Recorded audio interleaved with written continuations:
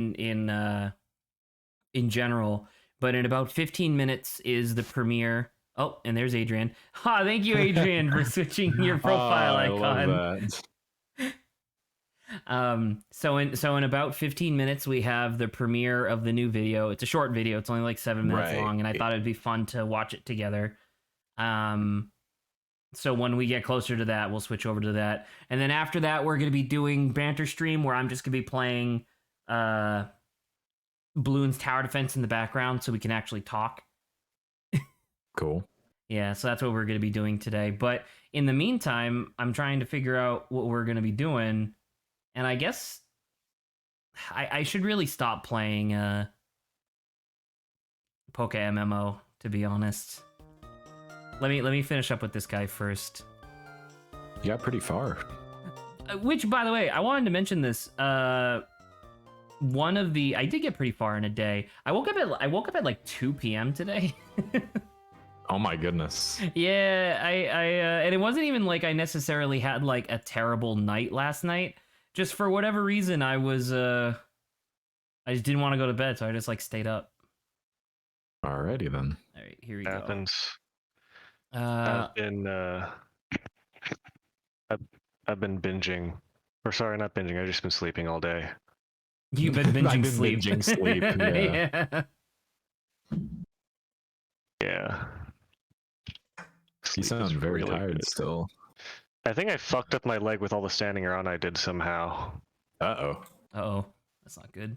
That is not Because when I was at work, first of all, I walked like 3 miles, which is 3 more miles than I have for about the last year and a half on my first work day.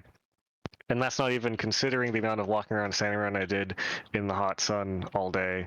oh goodness. So I was fine until I got home and laid down, and then while I was trying to take a post-shower, post-work nap, I had this tremendous pain in my left leg while I was laying down, and I was like, ow, that really fucking hurts. And ever since then, my left calf is really sore every time I step on it weirdly. So I've just been trying to get a lot of rest since then. Oh, Yeah. Make sure to get some stretching too, a little bit. I've been trying to do that. Yeah. God damn, that's not good. Yeah, but I'll live with it. I have to go back to work on Monday, which is why I'm trying to make sure I'm rested up before then. well, Makes sense. I hope you will be rested up. We wish you a speedy recovery. Yeah. We wish you a Merry Christmas. We wish you a Merry Christmas. I was waiting for someone to go there. When I was talking about my job with someone else, because I didn't even know what exactly I was going to do until I actually did it. One of my friends was like, "Oh, you'll probably just be a teacher's aide. You'll have to sit around and do a bunch of paperwork." And I was like, "Yeah, maybe." And then it turns out that was the exact opposite of what I was doing. I did a lot of standing around and walking around, and I did zero paperwork. And I was basically literally just handling the children, doing nothing with the teachers, pretty much. Oh my. Man. Well, that's not ideal. That's not very cash money. Unless you do get paid, in which case it is some cash money. That's true. That's true. Could you That's imagine big. if, like, twice in a row, Adrian gets hired on to do a job and then they just fuck him out over on the money? Oh, it's quite, Well, it's quite literally not cash money. Here's the thing. I'm getting very concerned because at the end of my first work day, I was like, all right, cool. I got the ropes of the job a little bit. I'm a little more used to it. I know what I'm going to do next time. And then someone said something very concerning because we were getting ready to close up shop for the day. One of my supervisors was like, "Hey, do you have a pay stub I'm supposed to sign or something?" I was like, "No." And she was like, "Oh, I guess we'll just add today to the next pay stub you get because they're supposed to email that to you, I guess." And I was like, "Cool." They didn't. Oh, Fantastic. Love it Great. when that happens. Super cool how I didn't get emailed any sort of pay stub or anything like that, and they didn't give it to me on the first day either, even though I got there an hour early to make sure that stuff was sorted out. God damn. I got there an hour early, and literally, I just had to wait there for 30 minutes because apparently the school's office doesn't open until 15 minutes before school starts. Really? Yeah. That seems crazy. And they were just like, yeah, you're just gonna follow people around and do whatever they say, and handle the kids, which is what I was doing most of the day, if not all of the day. But yeah, Friday was an easy day because apparently the school is Fun Fridays where they just let kids veg out half the day on like electronics. Real quick, we've got Wow. another couple Olympian Depending pins. on what they That's do. an interesting thing for a school to let the kids do. Well, okay, so I work with kids that are doing poorly for whatever reason, either special needs or just bad behavior. And those specific kids have like every period every day they get like a color grade from red, yellow, blue, and green. And it adds up mathematically to percentage, and if you get like What does blue I want mean? to blue is average, so it's like A, B, C, and D. Green is very good A, blue is okay and acceptable, yellow is warning, and then red is very bad. Okay. And it's for visual correspondence to letter grades, but basically it adds up percentage. If you get like 80% or something higher, I don't know the exact threshold, but basically if you do good, then on Fridays, which are Fun Fridays, you get to, for half the day, you get to pick some snacks out from a large reservoir they have in the teacher's lounge, which includes like chips, tea, soda, and candy. And you also just get to hang out and either watch a movie or talk with friends or use your electronics. Wow. The kids who don't do well have to go into an adjacent room and do papers like worksheets and stuff. But Well yeah, I think I that got seems warned. fair. I got warned that the kids were going to be really, really mean and awful and going to try to say a lot of things to upset me. They didn't. They just kind of were cursing sometimes, which I tried a little bit to not have them do, and then like that was about it. Well, hopefully that maintains. Yeah. There was the one True. kid I mentioned who was 6'4", but he was actually really gentle. Although he was very interested in MMA and boxing, which was a little Oh. concerning. I mean, Wait, how old is he? boxing sometimes can. He was you a know, middle schooler. He was. Oh, good lord. I don't know what grade it was. He was Boxing middle sometimes, school. allow Middle people school, to so vent their 6'4", energy. built really thick and bulky, but he also had a very obvious stutter. I don't know. He didn't seem like mentally. He just seemed like he stuttered, and that was it. But he was very nice, and thankfully, I've been binging a lot of Mike Tyson and Muhammad Ali recently, so I was able to Let's go. mentally talk to him about that. Yeah. That's very cool.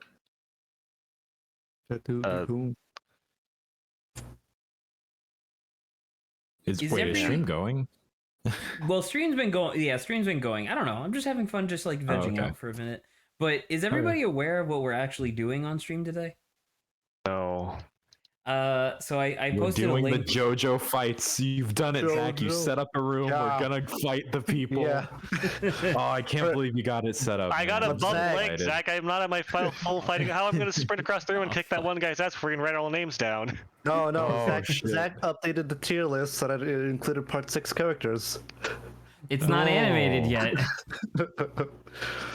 We'll have to animate. Just take a screenshot of the part 6 mega and like move it around. And move it around a little bit. Yes, I'll absolutely do that.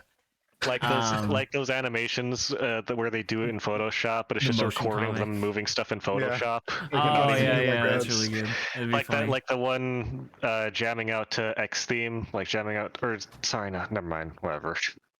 I think I know what you're Joke talking failed, about. Yeah. whatever. You got I it, mean, it's I fine. still got it, so.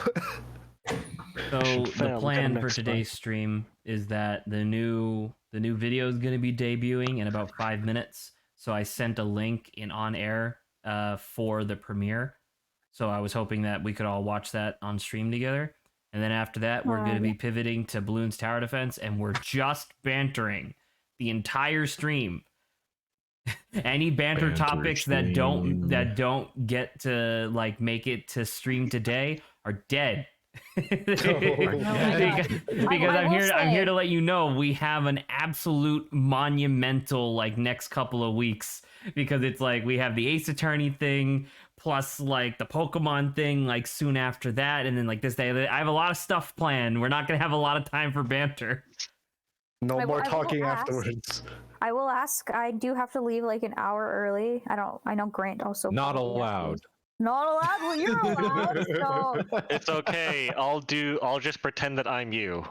Oh, thank you. Yeah. I was about to say I only have like one or two topics that I wanted to talk about, so I just wanted to make sure I could get my hat in before I have to leave forever. Sure. Never come back. Forever. Oh no. Throw your hat in. Advise, Baba. That gives me an idea. I did not throw the glove down, Adrian. Okay, no need to fight me. It was Throw a your hat. hat in. Huh? Hmm. Yeah. This will be fun though. I like the little like the cover. The It's like nice. thumbnail? the thing. Yeah, for the thumbnail. You know what? I'm gonna switch from fiddling to my dice, which you guys can probably hear, to fiddling with my floss box. Floss box. Floss box? Flossing. Have I mentioned that's one of the banter topics that should be kind of short, actually. Have I mentioned my floss box and my budding good addiction? Don't think so. Is your addiction flossing your teeth? Well, not quite. It's close. A couple of weeks before work started for me, where I work at school. Schoolwork. I resolved. I got a bunch of warnings from people, and I had some bad dreams, and I was like, man, I really need to take better care of my teeth. So I started flossing, so I brushed my teeth every night. I bought a water pick, which I had before, and it worked well, and I was like, all right, that's cool. I got an electric toothbrush because my current toothbrush is not electric, and I was like, the electric's probably better. And I basically been doing that every night. And Nice. part of me resolving was that I decided, okay, because I don't trust the kids in my house, I have to keep my towel in my room so they don't use it on themselves or the dogs. So I bring it with me every time I shower. So I was like, all right, what if I just also have my floss box in my room, my little, the little box they put the floss in. So I have that in my room, so I take that with me every time as another reminder. So I've been doing that, but now every time I floss on my desk, I'll just open the box and sniff the floss because it smells really good. And then just like, I've been using that as a fidget thing instead of the couple of, usually I fidget with 3 dice. But now it's been the floss box, and I just keep sniffing it once in a while because it smells good. And I'm like, this, I guess it's getting me used to the smell of floss, but also, man, this smells really good. I can see that, sure. But it's also, Picture a Adrian good, flossing. it's actually a good impact because of making sure that I floss, because I like the smell and I'm fiddling with constantly, and it's very hard for me to forget if I'm constantly fiddling with it in my hand. That's true. But yeah, floss smells good, it turns out. Close. Better than bad breath anyway. That's true. And also, I think it's a quieter fidget than 3 dice, although I like the 3 dice I had because they're red, yellow, and green like a stoplight. Oh. Or Choji's candy from Naruto. You're very Ooh. true. If you remember Choji's butterfly medicine, which is a very niche thing, but also one of my favorite scenes next to Rock Lee's chick. Rock Lee versus Gara is like Zach will one day watch hallmark. this. Legendary. Zach will one day watch. yeah. Underappreciated edit, thing. man. Underappreciated thing, but I also like Choji's scene versus the whatever guy from the weird thing. From the Sound Village. No wait. Yeah. Well, no, the one where he almost He died. doesn't do Where butterfly he, mode. the Choji's thing where he's supposed to die, but then he doesn't for some reason because Yeah. they just nullify sacrifice to keep him, I guess. Yeah. Okay, I do like all of those scenes. The one with Lee is pretty good. Pretty good. It's hilarious. Okay, Achievement. I'm trying to maintain a Be veil of respectful. yeah, Uh, it's great. Yeah, the be respectful premiere to is Rock Lee. starting. If you're not in here, get in here. In here. It says it will I begin already pressed the shortly. link. There's There- 3 waiting. there We're the sh- 3. There should Oh, be. It's a starting. time. It's a timer. Ooh, Never mind, it's not starting. what a cool looking timer I got. Let me. It's not actually telling me the time. It's just making me anxious. What do you It's just mean? like- It's making you I- anxious. I don't know. specifically chose this as the timer because I was like, oh, that's like really peaceful. Is the I mean- timer lower than 20 seconds because the ad is getting in the way first? Nah, the timer, the lowest one I could set it to was 2 minutes. Okay. Oh, so we should still talk, I guess. No, yeah, we This still got a is little bit of very time. I'm just letting rude. you know that it's starting. Man, I Feel didn't very realize. Oh, an actual time. I didn't realize Where? that Billie Eilish got into Adobe ads. I saw that. What? Yeah. That's the ad I got for pre-stream. Oh, Billie Oh. Eilish. Okay. I was like, I didn't know who you were talking about.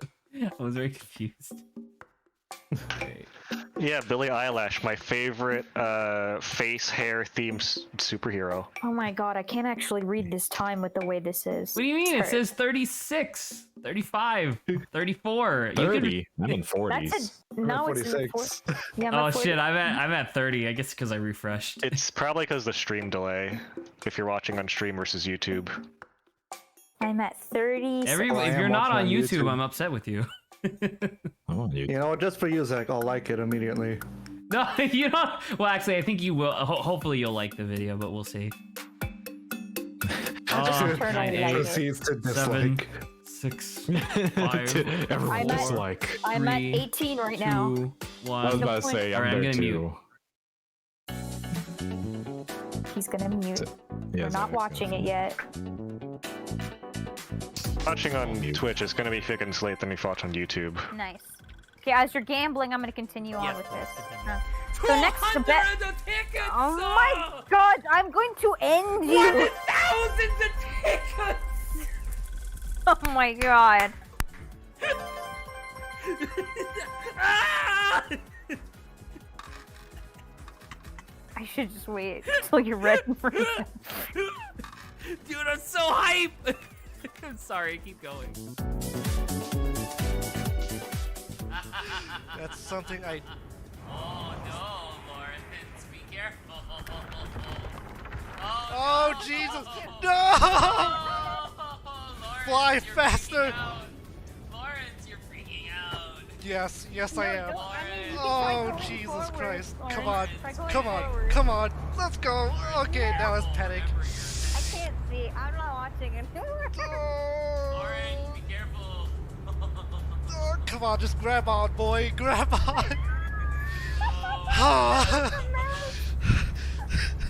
I seriously can't watch Lawrence. Did you Oh. face it? No, yes, no. Oh. You're saved. Oh, sweet Jesus Christ! Where's it taking you? I don't know. Just don't fall back down again. God. Hey, hey, dude, Oh my god, did we find him? dude, we found him! Hello! Wow, this is Ryback, such a you hoax, son of man. a bitch! On the far horizon, you see where the sea looks a little different. What? Oh my god. That's that the right? that's the emulator. That's the emulator.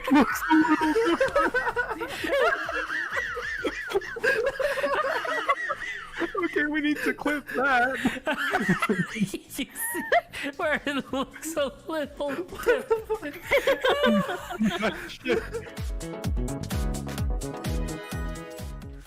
Do you guys remember the fucking Applejacks like cinnamon and apple characters?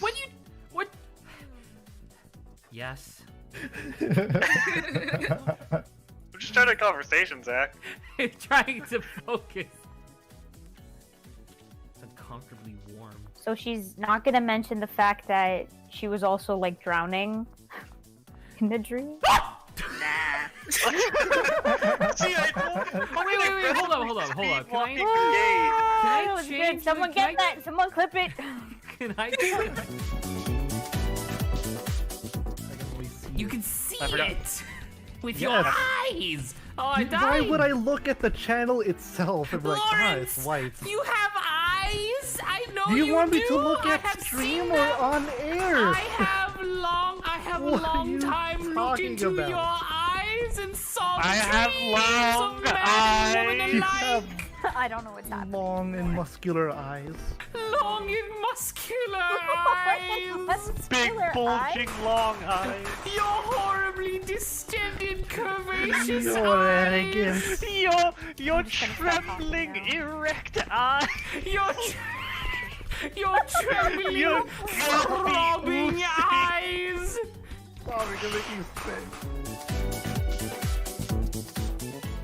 Do you think that you have it in you to be an evil billionaire? No, which is what makes me so infuriated when I see billionaires being shitheads.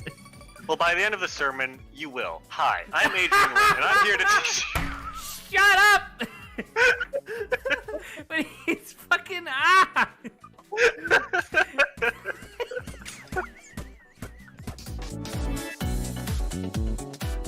Saba, read this again if you already did. Mystic Maya, the tea is ready. Okay, now read it one more time, but be sad. Mystic Maya, the tea is ready. All right, now one more time, but you also just saw a really cute rabbit. Mystic Maya, the tea is ready. Damn, God, she's Saba's like a she's master a with this fucking voice. actor. I can't believe it.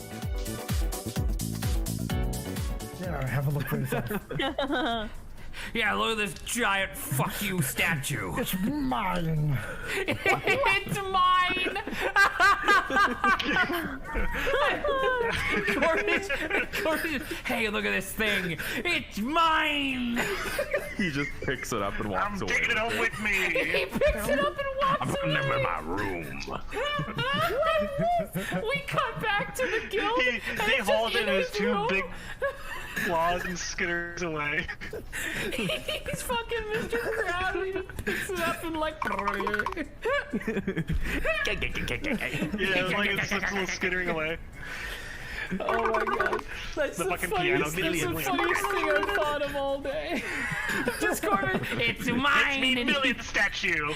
he million statue. Corbin's like,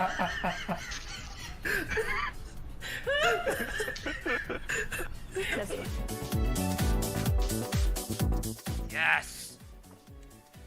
Dude, I love puzzle pieces. Oh god, I don't want to do this one. I love puzzles. I don't want to do this puzzles. Give me all this. Can you? Hey guys. Can you guys look this one up, please? Oh, I've got a huge stiffy for all these puzzles. They're puzzles. I heard that there was someone here who liked jazz. I see jazz. Oh fuck. I see the mask. I see someone entering my office. Oh shit. They have a knife. They have a knife. They have a knife. I'm gonna die. Oh Goodbye. my gosh. It's just Louis Armstrong slowly singing about someone murdering him. So good.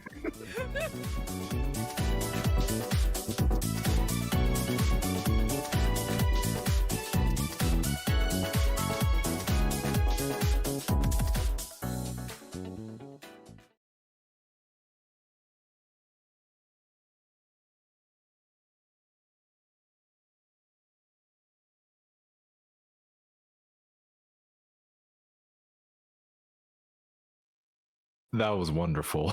That was really Yeah. That was so good. I got to see a lot of moments I wasn't there for, and that was real good. great. Yeah, I You got to guys see liked some it. moments I wasn't there for. I think I was there for most of them. Probably. You have always been there. It took the main thing from that video that I was like proud of, that was like the main reason why I wanted us to all watch it, was the statue part, like actually animated Corefish and stuff. I saw it. That took for fucking ever to Oh, do.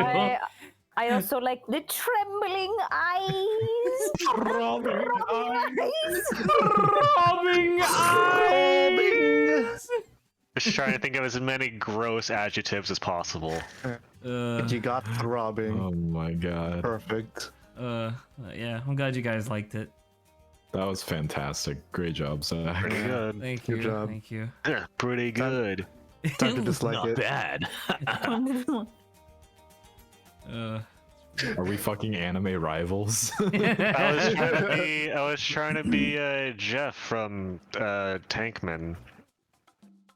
I thought you were gonna say be Jeff from Jeff Bezos.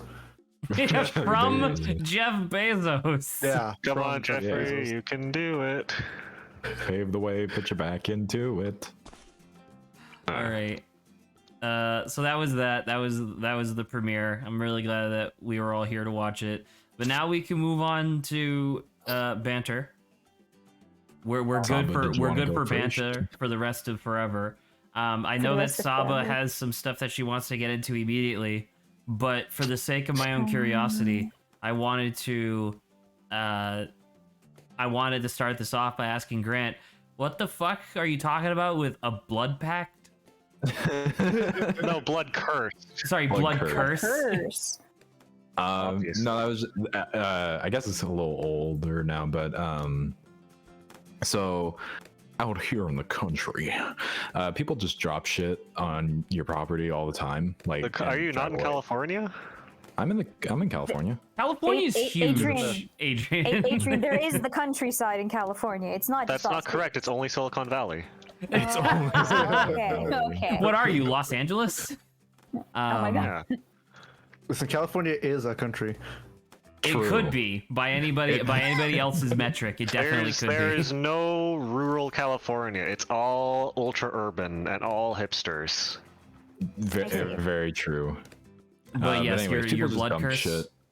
Yeah, people just dump shit all the time, and it's very annoying. Like furniture, most commonly furniture, and just shit they don't want anymore. But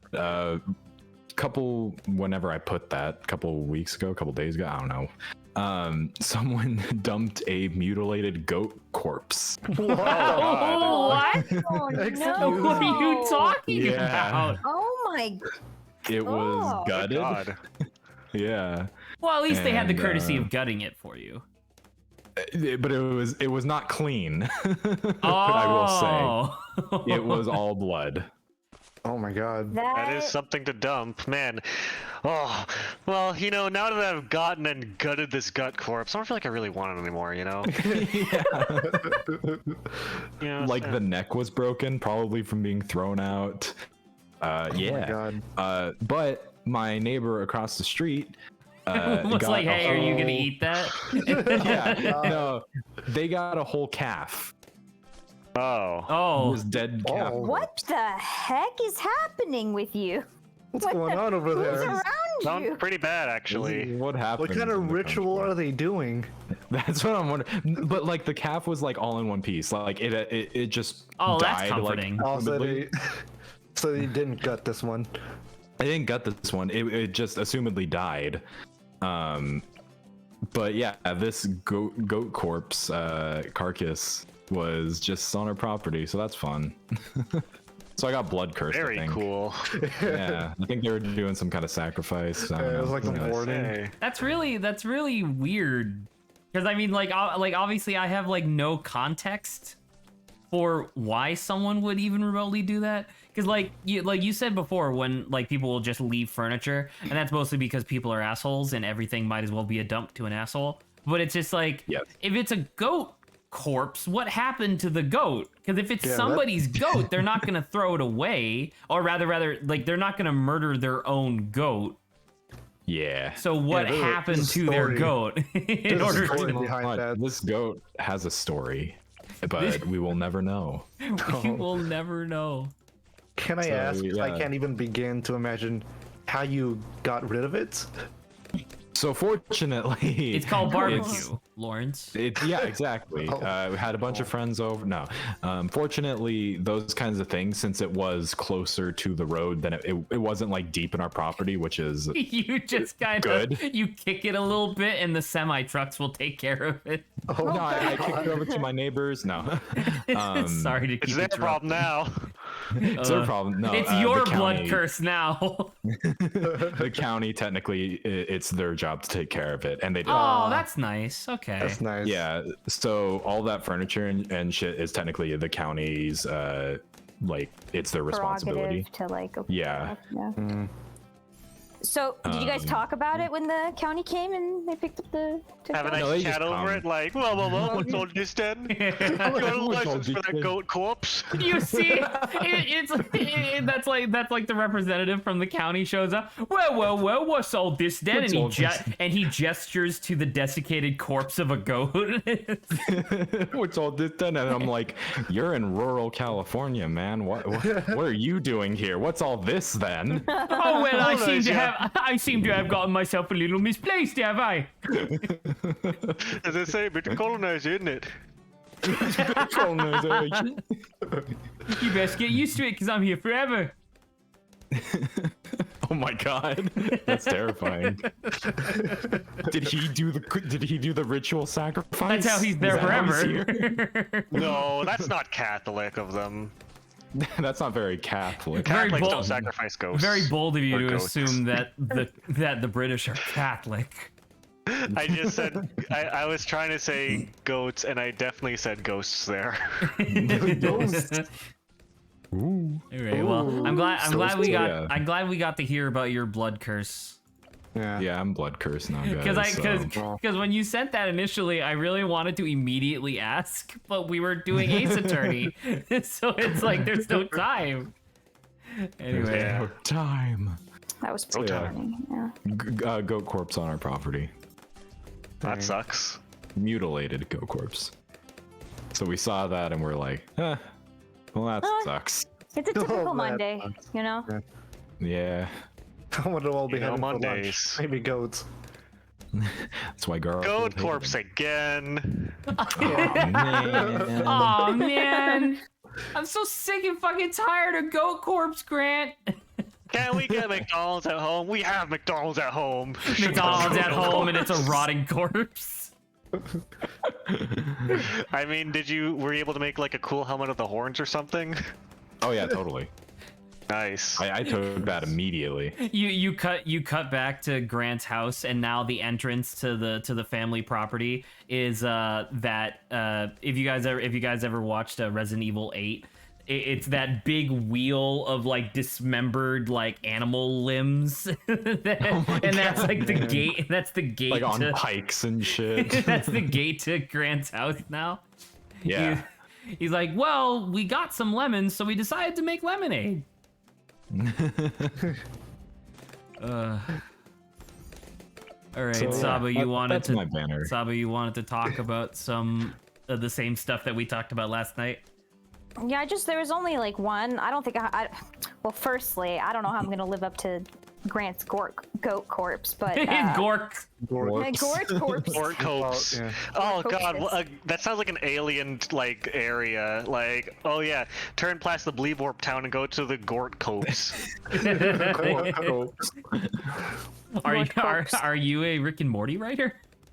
You're right. That does something. Yeah. There you go. We found your next career path, Adrian. Hell yeah! I just have conversations with you guys in the bridge, or I steal speakos and put them in Rick and Morty. Yeah. What's a that's how I fucking write. speako? It's like a typo, but you speak it. Speakos. That's not real, but that's great. It's a term I stole from someone else. Okay. I don't remember who though at this point. Normally, I would call that a flub. Speako sounds funnier. Speako does sound funnier. I'm not gonna Sounds like a little disagree. man that crawls out of your throne. It's like, it's me, Speako, and you have messed up your sentence once again. I see you've discovered my goat corpse. Oh my god. Or my Gort Copes. My Gort corpse. Anyway, Saba, Anyways, sorry. you're right. Sorry. Yes. Oh my gosh, no, that's totally fine. So this is kind of poignant when it comes to like, I guess who understands.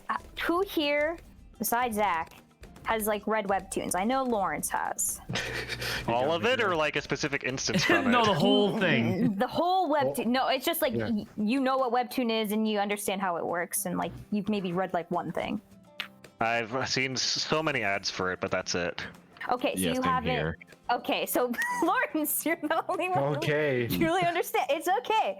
I don't even know what this topic is. It's I hope I totally can answer fine. it. Both Lawrence and Adrian can still like see what they're. I'm totally good with their input. I would like to advocate for Saba because when she initially brought up this topic yesterday, I was gonna yell at her because I was like, "This is so fucking specific, Saba. Like, how is anybody gonna understand this?" But as the topic goes on, it makes more sense from like a general standpoint. So it's fine.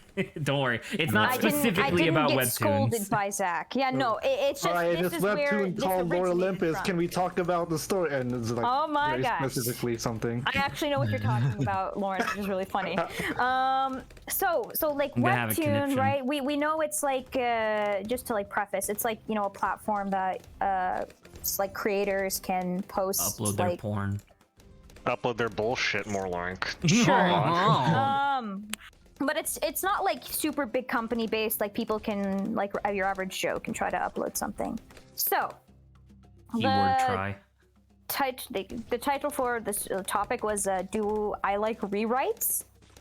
And so what happens sometimes in webtoons is that a creator, after, sometimes it's at the beginning, sometimes it's in the middle, sometimes I don't know, it depends on when they want to do it. They're like, so I'm not really feeling the story anymore. I'm gonna rewrite everything. And they basically reset the story from the beginning. Sometimes it's vastly different. Sometimes it's like minor changes. Universe reset. Universe reset. And sometimes, and I've found that it's been happening, at least through the stuff I've been reading, kind of frequently. And I've started getting a little bit annoyed at it. And I kind of wanted to see like what your guys' opinion, because it's like I understand the idea of you've improved in some kind of way, and like you're like, well, I feel like I can do this like a million times better than what I had. But at the same time, as the reader, it's super frustrating to have to dedicate all that time and to just have it be thrown away, because sometimes it's like, one, in my mind, the story was good, you didn't need to change it. I don't understand why like you need to like do all of this stuff if they tend to like change it a lot, versus like, well, if they don't change it a lot and it's minor edits, and it's like, well, now I have to wait through a story that I got to chapter 10 of, and I have to wait all that like couple of months for it to come back at that time. And as like a writer myself, it's a little bit peeved, because it's like, well, why not then you just finish the story and then do quote unquote better the next story? Why not try to do like make a second story that's even better? Why try to change all of this? Because it's like, I understand you want to be better and I totally get it, but it's like, as a reader, it's like super frustrating. And I don't know, Lawrence, have like you, at least for webtoon specific, have you had those instances? Only one instance. I forgot what the webtoon was called. It was like one of those superhero webtoons, but I feel like this remake made sense, like when this one particular webtoon was remade, because the first version was full of the N-word. Oh my god. Oh my god. Everywhere. Couldn't stop. Everywhere. Yeah, they remade it and they just blacked it out. It's still in the script. They just put censors bars over it. Yeah, they just put censors bar over it. Oh my god. No, but like this one particular webtoon, the story initially was kind of bad. I didn't understand what was going on. It spent like 10 chapters going nowhere. It was all introductions. And that's perfectly understandable. And that's perfectly understandable because A, it's still early on, so when they changed it, that was fine. B, the story made more sense. So for this particular example that I'm thinking of, the remake made sense. I'm not really sure about the examples that you are thinking about. I don't have any specific in my head, but I have like had a couple. There's also this is technically a whole other ballpark, but when like creators go on hiatuses as well. That happens a lot, right? Yes. That does happen a lot, and like for the most part, I tend to be like chill with it. But then there are some creators that, like, not only do they not post frequently, but then they go on constant hiatuses. And Zach had a what kind of artist or creator would do that? Adrian Schultz. And Zach gave something interesting, because it's like there's also the idea of someone getting bored and then just stopping the story because they're like, man, I don't feel like this anymore, and then like not resolving the story at all. Which is kind of their own prerogative. Like I feel like they theoretically have the option of doing that should they so choose, you know. And I'm not Yeah, too it's just familiar as with a- the what happens backstage in the webtoon process, but don't you like have to like sign some contracts so that you have to put out webtoons, or is that only if you're like a featured webtooner? I I think think maybe that I think has that's to do only if with you're like it- partnered or something, right? like Yeah. if you've been like featured and stuff like that. Because I know definitely featured creators, they do have to sign a contract with the company, being like, all right, write the story, and you yourself can set up when you can release it, how often it updates, and how many episodes there are, and so on and so forth. So I figured, like, if they go on a hiatus and they don't finish the story, that would break the contract. But I don't know. Maybe if there was, maybe if it was a nobody uploading comics and then they don't finish it and they don't have anything signed. No, yeah. I guess it's As for hiatuses, yeah, I'll put that on like the side because it was more for like rewrites as I'm talking about. But the idea comes from like the frustration of the reader, right? It's like, well, what does, let's say someone, let's say if you get a huge following, like, well, what is like for everyone, like how do you think like the balance is for like when do you think it's like okay to like just rewrite something versus being like, well, as like, you know, the like poignant amount, like a lot of followers you have, like does that influence like whether or not you should rewrite something? Depends on how far you go, is what I would guess. So that's If you're on already like, a factor. if it's like within chapter, if it's like within 10 chapters, and you feel like rewriting it, go ahead. We can all catch up real fast. 400 chapters in, I want to restart because I have a better idea this time. Yeah, I was like, no, you're just gonna have to Fuck write you, it on the Lawrence! spot. I have a better idea. Rewrite it, Araki. Do it.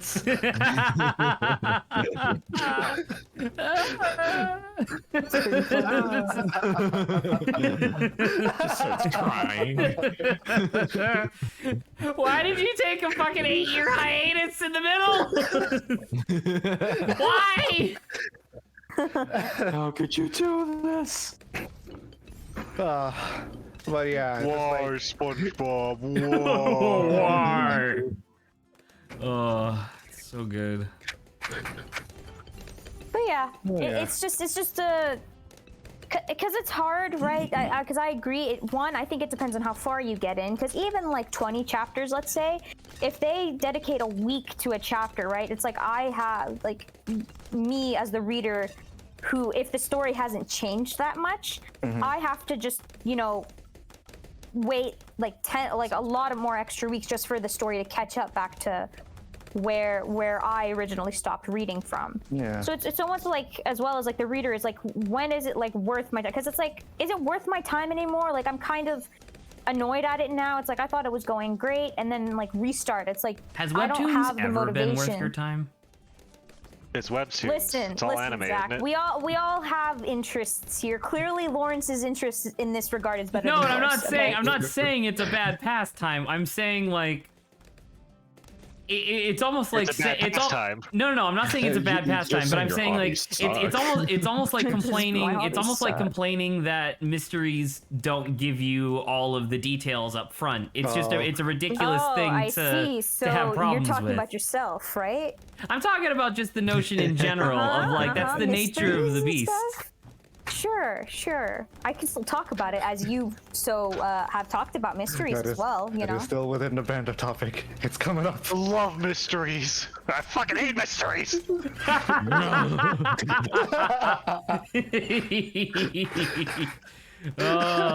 We'll get there eventually, We'll but get there. Someday. Oh yeah, but does I don't know outside of Webtoon how frequent like this idea is, but I don't know, to like other people, wouldn't it also, like, to you guys, wouldn't it also feel like frustrating if like you would kind of see this constantly happening? If they rewrite it and then like for the first 10 chapters they don't really change much, or actually for an entire thing, if they don't change all that much, Like it's subtle That's art not worth the rewrite. improvements, kind of, right? And it's kind of like, well, this is kind of like an experience, right? Technically, as like a writer, you would say, the more you write, the better you get. And in my mind, imagine this: it's like it's not like you can publish a book and then be like, oh, I just thought of a better idea for this. Okay, everyone, can you please recall all the Give books? it back. Give it back. I'm editing this. It's like, no, you don't do that. I'll it's like, give no, you all my money. Exactly. You just write a better story for the next one, right? Yeah. And it's like, well, why doesn't gay argued- people do that? I argued that that's one of the benefits of having of publishing on a digital medium, though, is that you can do that. Yeah, but isn't it also a mindset, right? Where it's like, well, the journey is like we you experience that and then you make something better next time. And it's like I can get it of wanting to improve a product that you've made, but I don't know. As like a reader, it's just super frustrating. I can see that, yeah. I feel like once it's out there, and you gotta have to live with it. Yeah, and I can like agree with that, but because Webtoon allows for the artist to like do whatever they want half the time, I'm like, I get it, it's good, like I'm glad you're doing better, but why not just continue and finish it? If you're gonna publish it, why not like after you finish it then go back and redo stuff, so as not to drag people's attention that wanted to really read your story to be like, well, I feel like this is like I lost a lot of time and I don't feel like this is worth it anymore for me. Oh, well. But who knows? That was the idea. Lawrence. I really don't have anything to add on to that. That's all there is to say on that. I feel like you had it put succinctly, and that's. I mean, okay, apparently I'm just right. Okay, is this? I mean, yeah, I guess. As long as it's within reason for some stuff, right? Within reason. But also, but what it sounds like what you're experiencing is authors who are doing it in an unreasonable manner. Yeah. So yeah, that would be frustrating. Well, that's the interesting part. How does one identify it as being unreasonable? As I said, length. Length? So how you far think you're it's in. like length? Yeah. Okay, I would think that's like Size does matter, technically Saba. that's like an easy. Because like if you're in like if the author makes like just made chapter 400, but they realize that something on chapter 10 is inconsistent, and they accidentally wrote themselves in a corner, they're just gonna have to roll with the punches. I'm not rereading 300 plus chapters just to get back to where you are and do something. I don't know, retcon it. Because I think it also has to do with well, why not? Because Zach was saying like, well, people try to put out like their best, right? And that's like a positive thing about being able to reduce stuff. But it's like, for some, I know some of the artists, I've seen some feedback when they say, well, I started coming into this and I didn't really care too much about the story, so now I've kind of figured it out and I'm gonna restart everything. It's like, why not figure that out at the beginning? Like, why would you throw yourself into be this better. Just be better. Have better goals, please. And I don't know. I feel like that's kind of a silly thing to say. Of like, oh well, why not just figure it out from the beginning? Because we couldn't have possibly anticipated a lot of issues. Like, well, it's more like, well, why not take it seriously from the beginning? How was I supposed to know that What this if I romance? was? How was I supposed to know that this better? romance subplot in chapter 4 was going to drastically change the whole fucking canon? How was I supposed to know that? See, I just thought the characters looked cute together. That's it. It's not about anticipating whether or not there's going to be issues. It's about from the beginning you're taking kind of the story seriously. It's that part. It's the idea of like, well, I just came in this for the art. But it's like if you're making a manga webtoon thing. I was gonna say you have a very different definition, or I guess if your mechanism of writing works that way, then we write very different ways. Well, the idea is right now, Adrian, right? The idea of the rewrites, right? I mean, technically, if you had like anticipated, a story, right? Or you're like, I'm trying to write this story. Why not try to write it like in the best way possible? And I understand the idea of like, oh, obviously this could be better. Right, and that's why I was talking about like the people who are like, well, I didn't even care about the story to begin with. It's like, if Right. I don't know. That's the thing you're writing. I don't know. It sounds like if someone's writing a story and they're like, all right, I'm going to write this story as I go because it's webtoons. That's how it works. You don't post the entire thing completed at once. You post chapters. Oh, but that's not entirely correct. Technically, the plan people ahead. can view it. Yeah, you can plan ahead. The people Right, just but like plan ahead. I feel like 90% of webtoons don't have the entire thing already pre-written and pre-drawn before they start posting it. No, obviously not pre-drawn like that. That's unreasonable. But it's like you Jesus should know Christ, kind of the bigger What, story Grant? beats of like let's say your story. That's not that hard to do. Grant, I Like- don't understand what you're saying. as- I don't as- understand what you're complaining about. And as a writer, Adrian, I can kind of say like obviously I can like tell, but it's like you should kind of have like a skeleton framework of like how you want this to go. Yeah, but like the devil's in the details a lot of the time. Like you can't deny there are definitely details that aren't in a skeleton framework or minutia. Like Lauren said earlier, if there's some inconsistency you didn't plan for that just happens to come up by accident or whatever, and then you're like, oh fuck, I released it and didn't think about that or whatever. I don't know. I don't think that's worthy of an entire rewrite, but I think that's definitely a valid experience to make mistakes while writing.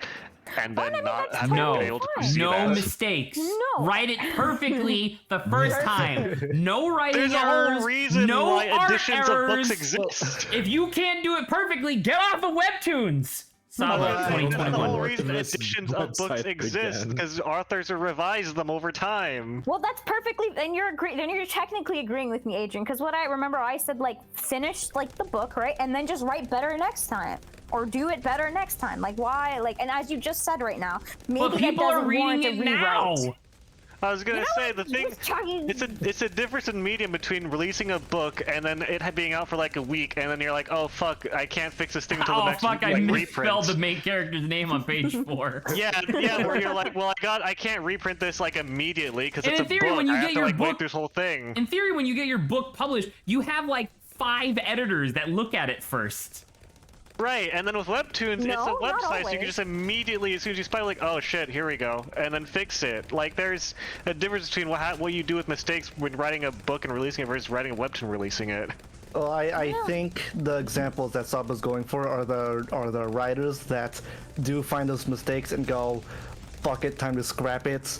Let's do it again. Hit the Because for button! hit the reset button, because I think I'm for on the the most specific part, detail that Saba thinks you can just plan out better and not make a mistake if you think hard enough before you do it. Well, no, this is 'Cause that's specifically totally for the unreasonable. people. This is specifically for the people that go into this saying they didn't care about that aspect of this at all.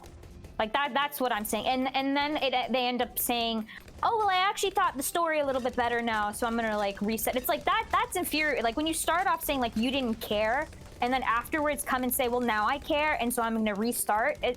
Like that I can think like, isn't that a little bit like frustrating? Yeah. Sure. Like, Okay, and that's yeah. what, and that's who I was talking about. Like, I feel the like that's. people that I've seen I feel like that'd be better. frustrating under any circumstance. Like, imagine if I started this conversation, or imagine if I started this sentence without any plan, and I was just rambling to make sure that I had enough time to properly buy the things on the screen, so that way I could focus. Imagine if you were someone who thought that conversations didn't have to have a purpose and adamantly was infuriated whenever someone would say that to you because you think that every conversation has to have a purpose. Uh-huh. Okay. I don't understand if this is a reference. It's a reference to someone who thinks that every conversation has to have a clear purpose. Why are you talking if it doesn't have a specific purpose? hey, Grant, this minefield is getting a little dense with mine. So I was don't know about where to stop. say, Lawrence, we gotta be careful here. Okay. Oh, do you have something to say, Lawrence? Does that have a point? No. I don't know if you're referencing this current conversation or conversation B that'll be coming up. You're right. We need a B plot to this. We You know what? need a We B didn't- plot to this plot. conversation. There's not enough going on. I think we should rewrite the Yeah. conversation for the Rewrite start. the guys. We need to All have a B right, plot. shut down the stream. right. We're starting it over. We're starting again. We're gonna my God. premiere the video again. This time I I'll think- be wearing a funny hat and Zach will not be wearing socks. Yes. That'll make it clash less with the later scenes. Exactly. In the consistency where Zach says that he hates wearing socks, and I say that I should start accessorizing. We have big conflict over it. It's like a big continuity. thing where we reverse our I'm roles because very- Zach likes I'm scissors. very- I hate them. I'm very sorry, Saba, because it's like I feel like we're kind of making light of your conversation topic, but it's less of the conversation topic being inherently funny and more of just like the proper vernacular to explain. Because you did it very well yesterday. I'm not saying you're not doing it well now, but like last night when you were describing this to me, I was like fully on your side. I was No, like, you oh were yeah, that makes also- sense. You But then were like. also more engaged with me. Everyone here is just like, yeah. Okay, Saba. I'm like, okay. I guess. Thanks for the banter. I mean, okay, I agree with you on the macro level, but I just think it's preposterous that even if you're a person who does that, that's still a valid.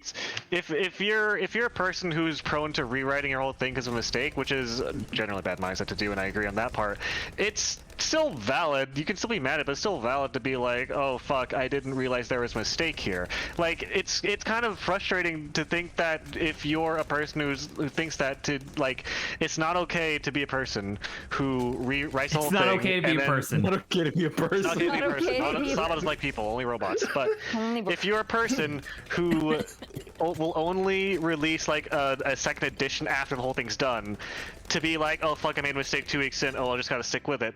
It seems weird that that's less excusable than being like, well, I should just rewrite the thing to make sure it's perfect the first time, and then seeing a mistake a week in. I don't know. I feel like it's okay Well, to she's make not mistakes talking too. about a No, week no, in, though. Adrian. She's talking Yeah, about no. like 10 years in or something. 10 years. Okay, it's not that extreme. But it's like, that's even 400 more- years into this. Okay, You know okay, what? that's 200 even- years is long enough. Calm down, Reset please. America now. Zach. I mean, that's Please. even more where it's like, how could you possibly see a mistake like that coming from the onset and write perfectly the first time? 50 million in the future. So I understand like completely the idea of like why someone would want to reset as like someone who does like create stuff. Like you putting down your best foot forward is obviously something I think you should do because you want to be proud of your work. Oh. And I get sometimes being like at a certain point you're like, I'm not proud of this, and like I'm now a lot better. It's just like reconciling like that line whether or not my frustrations are like justified almost in a way. After Is like it- Or sorry, continue. no, I don't. It was like You're yeah. like to answer your actual question that you just asked right there. I think your frustrations with something getting reset is perfectly valid. I think it's very reasonable to get frustrated when something that you're interested in essentially gets deleted and you have to just deal with it because you're not the one who's making it. But then from the opposite side, they're also totally okay with resetting it because it's their thing that they're making. There's no contract. There's no promise. Yeah. Like if they make promises to their fan base in order to like get people to keep reading, and then they abandon those promises just because they feel like they want to reset it on a whim, that's not okay. Like obviously that's bad. Yeah. Yeah. But you know, so it's like it's one of those things where it's like I feel like this topic in particular is kind of interesting to talk about because both halves of the conversation are not wrong. Exactly. It's also like I think in my mind as well, right? Technically these are individual authors, right, that have nothing to do with each other. But as like a person on the receiving end, when you have multiple people doing this, it almost feels like a congruent effort. And I know it's not true, They're right? conspiring. The authors They're almost conspiring. Like, I'm like, it's like, why is everyone like, are authors really this fickle that they're all deciding to like restart stuff? And like maybe I just got the unlucky end of the draw, and I got people that are a bit unconfident in their work. Yeah, I think when they you're reading improve. people who are a little not confident with what they're writing or drawing. I guess since that's the example you used.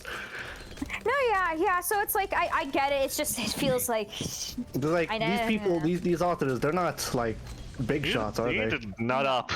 Yeah, no. they're kind of small fry. You motherfuckers they- need to just put out your shit so Saba can read it. They need to grow a pair of labia. You know what I'm saying?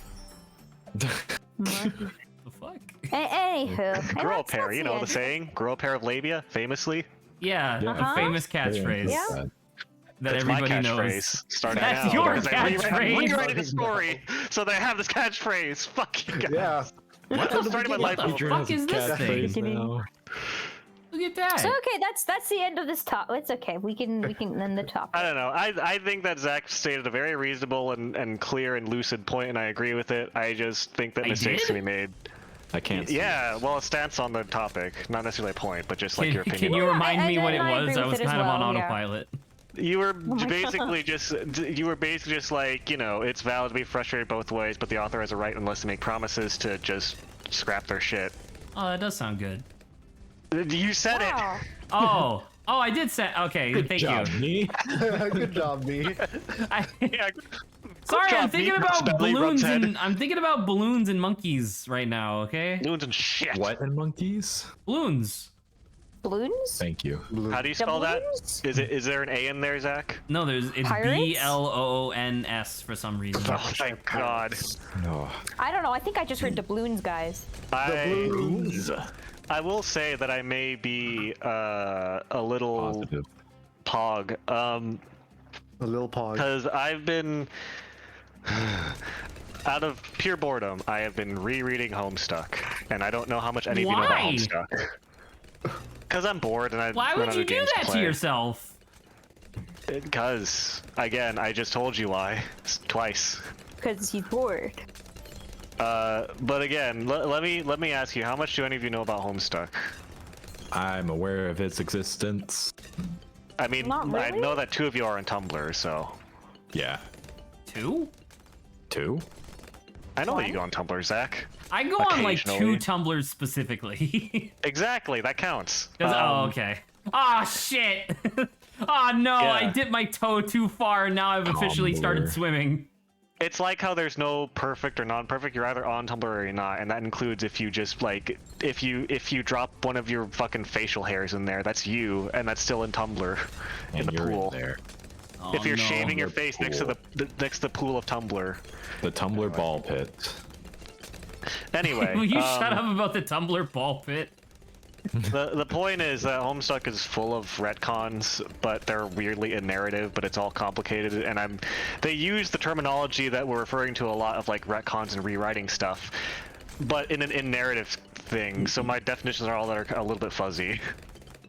Okay.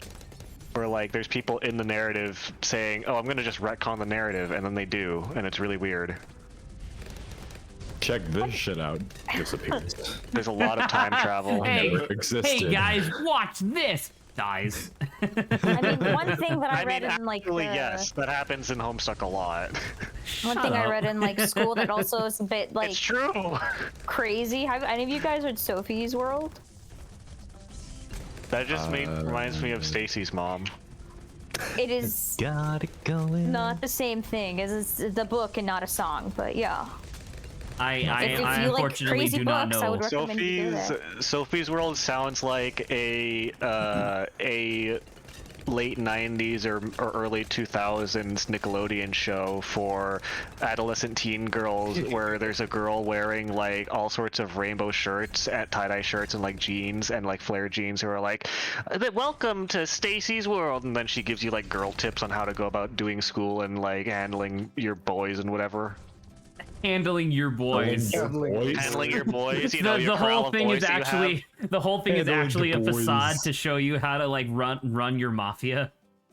have. Exactly. My goodness. I And, mean, like, I can boys, totally agree with that. Hey, it's me, Stacy. I got the flare jeans, the tie-dye shirt, and today we're And gonna learn it's, how to it's fillet a just like man. this old Italian man, but in like a Yeah. girl outfit. He's like, today we're gonna use a special switch-bladed knife to fillet a man. Watch this. You fillet a man. Fillet a man. You're not gonna fucking believe this. You're not gonna believe how we're gonna fillet this man. You wear his skin as a cute accessory to the prom. There's a cute accessory to the prom. Oh my god. Once again, Saba's conversation like- conversation topic is being The used as Stacey's the World butt of of a a joke. Where's the retcon meme? terminology Where's in the it. meme where I'm just like in a corner, like trying to talk, and then everyone's like yelling at each other? Like that's what I need. Was that a meme that we released? No, I wanna she's find that referring to meme. she's referring to the Dreadnought one where it's Zach the one that I Zach like. Oh, plus yeah. somebody arguing. Right. Saba, Give me 2 minutes. To be Saba fair, it was while mostly me trying on to that talk one. about a But topic. anyways, please go on about Stacy's World. Just Stacy's World. has got it going on. No, it wasn't. It wasn't Gotta go. Stacy's world. Was it not? It was Sophie's Sophie world. something, right? Oh, sorry. I'm still on Stacy's mom. You man. fucking changed the name. She's got it going. All right. He What retconned it. about Sophie's mom? He retconned Sophie's it. mom. I retconned. Oh Yeah. my gosh. Okay. Well, anywho, if you guys ever want a weird book about philosophy, but it's also fourth wall breaking, you guys can watch Stacy's Mom. Stacy's mom? Sophie's world has got it going on. If you ever, you know what? Stacy's mom is quite philosophical when you really get down to it. Honestly. It truly does dive down deep into the mindset of MILF chasers. I give up. I give Why? up. 'Cause clearly no one's read it. Clearly no When one you listen, cares. when the people were deciding to cast for that music video, why did they choose? Why did they decide to go with a small child to be horny for Stacy's mom when the song was supposed to be about an 18-year-old? Because it was clearly Chris. appealing to the horny young elementary school audience. Yes. Correct. The one that they have I appeal to, I guess. Who fucking released that song again? Wayne's World. The Stay Sets. Wayne's World? Fountains of Wayne. Wayne's Yeah, World Wayne's- is a movie. All right, we have successfully hopscotched again to a new topic. Oh, wait. Fountains of Wayne. I was close. Well, no, it's because they're the ones that provide eternal youth. The Fountains of Wayne. That's Fountains of No, Wayne. no. The Fountains of Wayne. It's actually the Fountain of Eternal MILF. There you go. Perfect. That We that did is it, guys. technically another banter topic. When you drink from the Fountains of Wayne, you get really milfed. Oh no. Anyways. Dude, look at this guy. Look how that look how was- fucking fast this guy is shooting. Look at that. Isn't that That cool? was an incredibly productive conversation, lads. We did it. Another one for the books. Put this in the next highlight reel. It made me laugh. Put this in the next highlight reel. The only All thing that entire dribbling conversation. I will The- say we should clip the Stacy's World thing that Adrian did. 'Cause that one was pretty What do you good. mean we? Oh, You okay, guys me, can Zach. do this, you know. It doesn't just I'm so have to be glad- me or I'm Adrian that clip so shit. glad. I'm glad you Everyone appreciate just that I getting occasionally Sophie's clip mom things. sub. Man, I love Dreadnought in every context other than Pokemon. I'm glad I was able to start something. It's Jeez, really Mom. funny. he's got a big energy to him in that picture. He's just All right, let's hard transition into a new topic. Oh shit, today's banter stream, yeah. Correct. Yeah.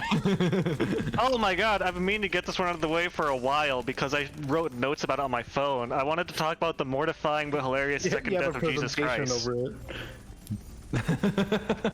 Okay. Okay. Because Are you this talking was about another... the Bible story? What? Yeah. Who?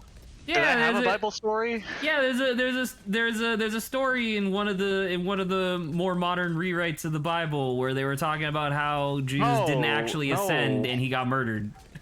You got Absolutely not. No. Oh, okay. It was another dream I had, another oboe dream. I think I mentioned it at T-Set a while ago. Oh, but, you did, yeah. But yeah, it was weird because there was so much oboe stream terminology and framing in the dream itself, and I woke up with that perfect banter idea title in mind.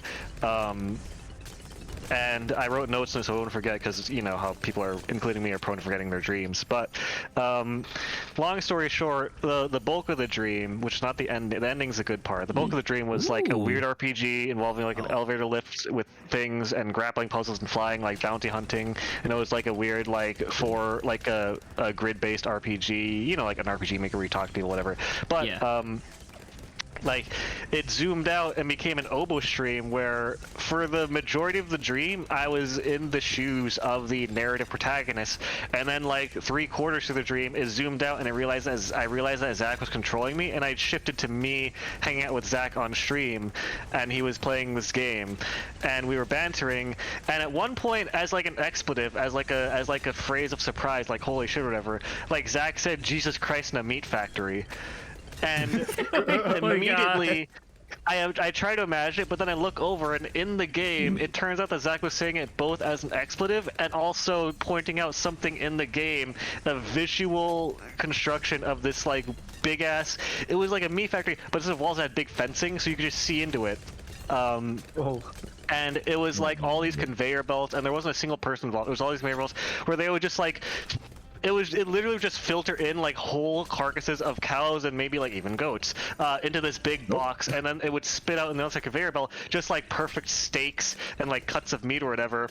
And I remember there was just Jesus Christ casually laying on the conveyor belt, giving a little wave, and he files into the box, and it shreds up. But then he just calmly says as he's loudly fed, like this loud machine, and then exaggeratedly large gibs of meat kept coming out by the dozens as if there were multiple cows, because it was a reference to Jesus infinitely splitting the fish and bread, where his corpse is just infinite meat forever. Well, I'm glad they finally got him then. If it's infinite meat, now they can stop killing all the other guys. And I remember laughing really hard, and Zach also laughing, getting pissed that it was distracting from the game itself, because we were just staying there, and I was insisting that Zach stay there and get more of it on stream, even though it was a game that was already released. And then at the very tail end of the dream, I forgot this was a part, I wrote in my notes, at the very tail end of the dream, Zach, in his fervor of arguing and saying that this shit is ridiculous, this is a shitty game, immediately stopped me in my tracks, like, and the shoutouts to Hot Clown Tit 6 for the $10, and then the dream ended, I woke up. Dude, that's my favorite donator, Hot Clown Tit 6. And then I woke up and I had the title in my mind, because I remember it weirdly being like, oh man, we should talk about that when the others get here. And then I submitted it. Oh my god. Oh wow. But yeah. That's a fucking wild dream. That's intense. The mortifying but hilarious second. When I was in the dream, that's a really funny because obviously you must have like constructed that like joke of like the infinite meat Jesus like from something, but that's a really funny like satirical scene. Like that's really good. I remember because in the dream and immediately I was like, that's a really fucking funny joke, and I don't think I did, but if I got it, I have no recollection of where I got it from. It just happened in my head. Oh, that's really where good. I was like, man, what if you fed Jesus to a meat factory and there was just infinite steak of him? I thought the joke was gonna be that he went into the meat factory and on the other side it was like Bibles came out. No, it was just meat, and it was like he was lying, like, you know, with the like seductive, like drama, like your French girls pose, where he's like at the elbow, his like head's propped at the elbow. Down. No, he just fully accepted. He could have gotten up and left any time. He should have been crucified to the conveyor. There was something about the element of him just being totally blasé about it, where he's just like, hey guys, and then just like he didn't even say anything. He was just lying there, and he was like, I guess this is happening to me. And it was this big chunky like the entire time, and it was so loud and so upsetting, but it was just like, man, what the fuck is happening? Anyway, that was the mortifying but hilarious second death of Jesus Christ, where he comes back and that's what he does. He just lies down in a meat factory with not even walls, like chain link fencing where you can just watch him. That happened to him. It becomes like a devout like religious site. You just go there to see Jesus being turned into an infinite number of steaks.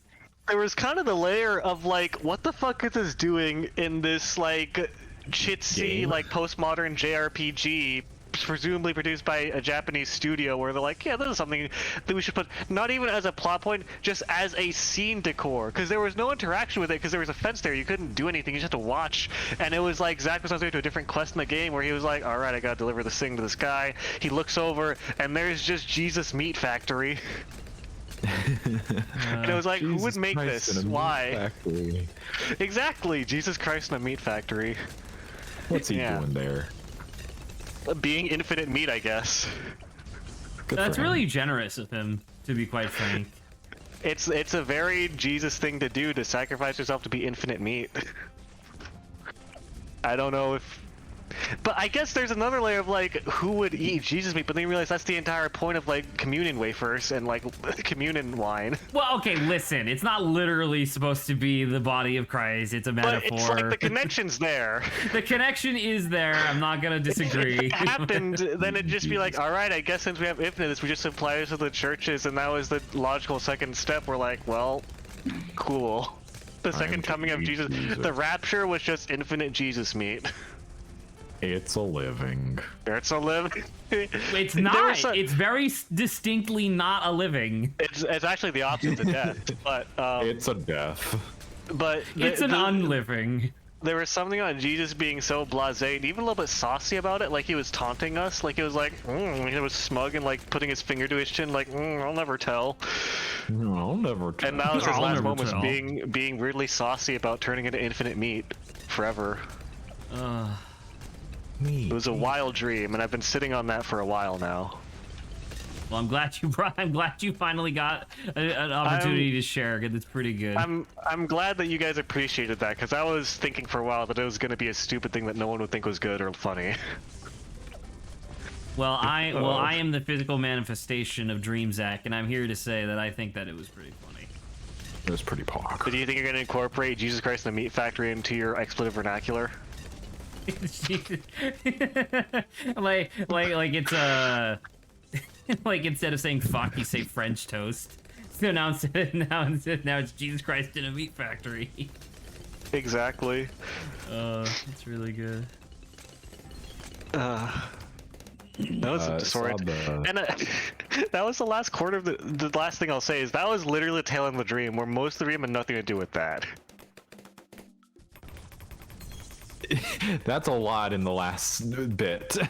It was the most. There was stuff about like there was some stuff that was inane about JRPGs. Were like, oh, there's this grappling mechanic, and like there's these people, and we're playing it multiple protagonists, and there's like a cool art style, like Transistor, whatever that game is called. Yeah. But yeah, that was definitely the least interesting part compared to Jesus Christ and the Meat Factory. They really the developers of that fake game definitely should have recognized where their talent lied. Just making really absurd biblical comedy. Yeah. Cool. It was a Monty Python JRPG. Grant, you were saying that Sabo was saying something. Well, I was gonna say, Saba, you also have more banter ideas. Oh, Saba, you also had your Jesus and Meat Factory moment, didn't you? Okay. Sorry, go on, Saba. I don't need to talk about any of the other ones. I like talked with them about Zach a little bit, and I was like, this is good enough for this. Wasn't the second one was pretty good though, wasn't it? You're just gonna leave us out in the dark? They're not in perpetuity on stream. Yeah. Oh, I mean, I don't specifically need to like super banter, but I guess the idea was like, why is it most games? And I'm not talking about like the realistic, like what is it? Like Call of Duty, like not including those like category stuff. But why is it always like when we have like fights, for the most part, people like in the games die? It's not like they get knocked out or anything. Like, why is it games choose more to have people die than to like knock them out or something? That was the banter. We're gonna have a problem later, obviously. You three just talked at the same time, and I have no idea. We're the Hydra of throwing off Saba's banter topics. Yeah, that's why I said I quit. I just yeah. No, I don't know. So they're not a problem later. That seems like a logical protagonist thing to do. So you don't have to deal with someone later. Kill them now. That's exactly what I say, and that's why it's okay that I tried to kill those goblins. I mean, if you've bested them, then yeah. Or once again, specifically Lawrence, because I've been playing a lot of games. Not every game's Undertale. Because half the time this is like, when fighting against the people, I am at like the treasure hoarder stage, I guess. Like what they do is once you defeat them, they throw like a smoke bomb at their feet and they like poof away. Right, like, so why not? In what game? Genshin Impact. Yeah. Oh. Yeah. So it's like they're technically still alive. They've just poofed out of existence and they're like. Wait. You mean why have them faint instead of just kill them? Yeah. Why not have them like faint, poof away, like alternative? You're asking whatever. both why and why not. Maybe. I don't know, because I feel like what I tend to see is that people just mostly be like, yeah, they just all die. You fight them and they're dead. Like, Well, doesn't it depend on the genre? Is it genre or story or Genre, both? I think you're thinking of. Well, I'm actually probably both. No, you're right. Maybe, yeah. Because like for like stuff like Call of Duty, that's like realistic. Could you imagine if Call of Duty had no death in it? They're not shooting each other with BB Yeah. guns. They're shooting each other Yeah, with it's guns. well, no, and that's why I said like thing. Black Ops This is- Call of Duty doesn't count because obviously you're killing like that's the point of the Don't game. hey, listen, aren't you aware this is the new technology? It's called a taser tomahawk. It goes into your skull and stuns your brain. Let me ask Saba, what genres, or if you have any specific examples of media, what genres or stories do you think it'd be more appropriate that people are commonly killed where they could be knocked out? Because I feel like it's relying a lot on both the genre and story, like Lawrence just said. Like you're right, and like the reason why I brought this point up was because of like Genshin Impact and like the fact that like I said, the treasure hoarders, instead of like, because on one end like you throw them to the ground and they disperse into particles into the air as if it was what is it, Marvel's Avengers, that kind of snap kind of thing, and then the other times they just poof away like they're alive. I'm like, why do you have both? Why not just commit to like one of them? I guess. Well, 'cause, like, Are they? isn't I mean, are they that- both people? Are both existences Yeah, fully people? Yeah, they're those just guys are people. bandits. Yeah, They're just bandits. and I totally agree with the Right. genre thing as well. By the way, like some genres it makes sense to have people die. Well, I'm thinking because Genshin Impact isn't exact. Well, there's violence, yes, but it's not like gory, bloody, let's kill everyone type of violence. It seems No, like it'd be very I- anime It's like, violence. it's like Yeah. Which fun those aren't mutually violence. exclusive. No, I'm just shooting a guy in the face with an arrow that's on fire. It's Nah, not. he pushed Yeah, away. but there's definitely a away. difference in the anime violence levels of like hands off my Isaac or whatever that anime's called, and then guts. No, I totally get what you're saying. Yeah. No, it was supposed to be me trying to be funny, which. But yeah, I mean, I don't know, man. Yeah, phlegm. Hang on. Jesus Christ. I'm gonna die. I'm gonna die. Oh no, Don't do it. I died. That's okay. We made it to 95 though, 95. nice. 95's not bad. He said that like a toddler coming up and showing his finger paint, like I died, and then you show like a I grisly, horrible, grim, dark thing. No. It's a toddler that runs up to you. I'm gonna die, and he shows you a lit stick of dynamite. Oh my god. oh no. It's like, oh fuck. Wow! Oh. Holy shit! Oh, that's really good. But You're yeah. laughing a little too hard at this. This is making me a little nervous. I'm Zach. just thinking. Zach's I'm Zach's just not just thinking. recalling. Yes. Zach's not just thinking about it. He's recalling a specific instance. I know. I can't help but think of just like a toddler, like just this adorable little child just running up to you and be like, "I'm gonna die." You're like, "Oh, boom!" And then you both die because you're right next to him. No, exactly. That's part of the joke. It's like that joke of you throwing a stick of dynamite and then a dog brings it back to you. Nice. No, no. Good old dog. Anyway, Saba, did I answer your question? Probably. I hope not. I hope you Yeah. never get a question answered. Yeah. Oh no. Yeah, because that no. definitely is what it feels. And I was just thinking to myself, is it always my topics that Zach suddenly gets a tangent out of nowhere, Adrian suddenly Hey, says something, and I'm was like, gonna say, it's fine. It happened to guess. mine. I'm at least half the reason why topics derail, because my But I don't brain talk that much to begin with. So. my brain constantly autofills things, and then the autofill is usually more absurd or funnier than what actually happens. So I try to say it. Or at least I think it's it is good. usually. It is very good. I'm just. Does anyone else's fine. brain autofill things while people are trying to say them? Yeah. Yes. Yes, Oh, so I just vocalize it then, I guess. you did indeed. For as much as I interrupt people, which I am pretty infamously known to do, I wanna. It's more along the lines of like, I only interrupt people like 1/5 as many times as my brain wants me to. That's respectable. It's not, because it should be like 1/25th, to be fair. I do end up interrupting people a lot more than I should, but like I think it's 20% of the 20 or I guess 80% of the time when my brain's like, say this thing, it'll be funny, I'm like, no, so I was talking. I mean, I guess it's proportionate to how much he you tends to lose out when it comes to me too. I think it tends to be like, but it's Saba. Okay, go ahead. I think it's proportionate to how like much your base brain, your id tells you to in the first place. Because if you barely do it in this 100% time, it might be the same as someone who wants to do a lot, but it's only 11% of the time. I mean, my id usually just tells me to buy Doom Eternal. Do you not have Doom Eternal? Shut the fuck up. What? What's wrong, Grant? Oh my god. Do you not like my joke? My funny joke? Hee-hoo. Hee-hoo. All right, so that's 3 banter topics down out of 40.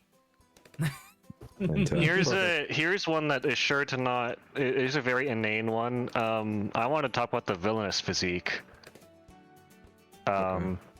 So I was thinking recently about the Scooby-Doo movie that came out fairly recently, and I was thinking about Dick Dastardly Richard in that movie specifically, because he looks very different from the Dick Dastardly Richard, the Dick Dastardly Richard racer that we are used to knowing, who has like the big hat. Because he was, because in the old Wacky ones, he racers. still had like a Dorito shape to him, but not nearly as much. And he was a lot more like lanky.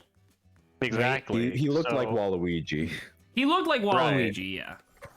But I was just thinking, like, man, he really got swole for the movie. Oh my god, I see pictures now. Yeah, he used to be really scrawny, and I was like big. Which makes it even funnier that moment that Zach pointed out a while ago, where he's disguised as like a fully attractive blonde cop woman. But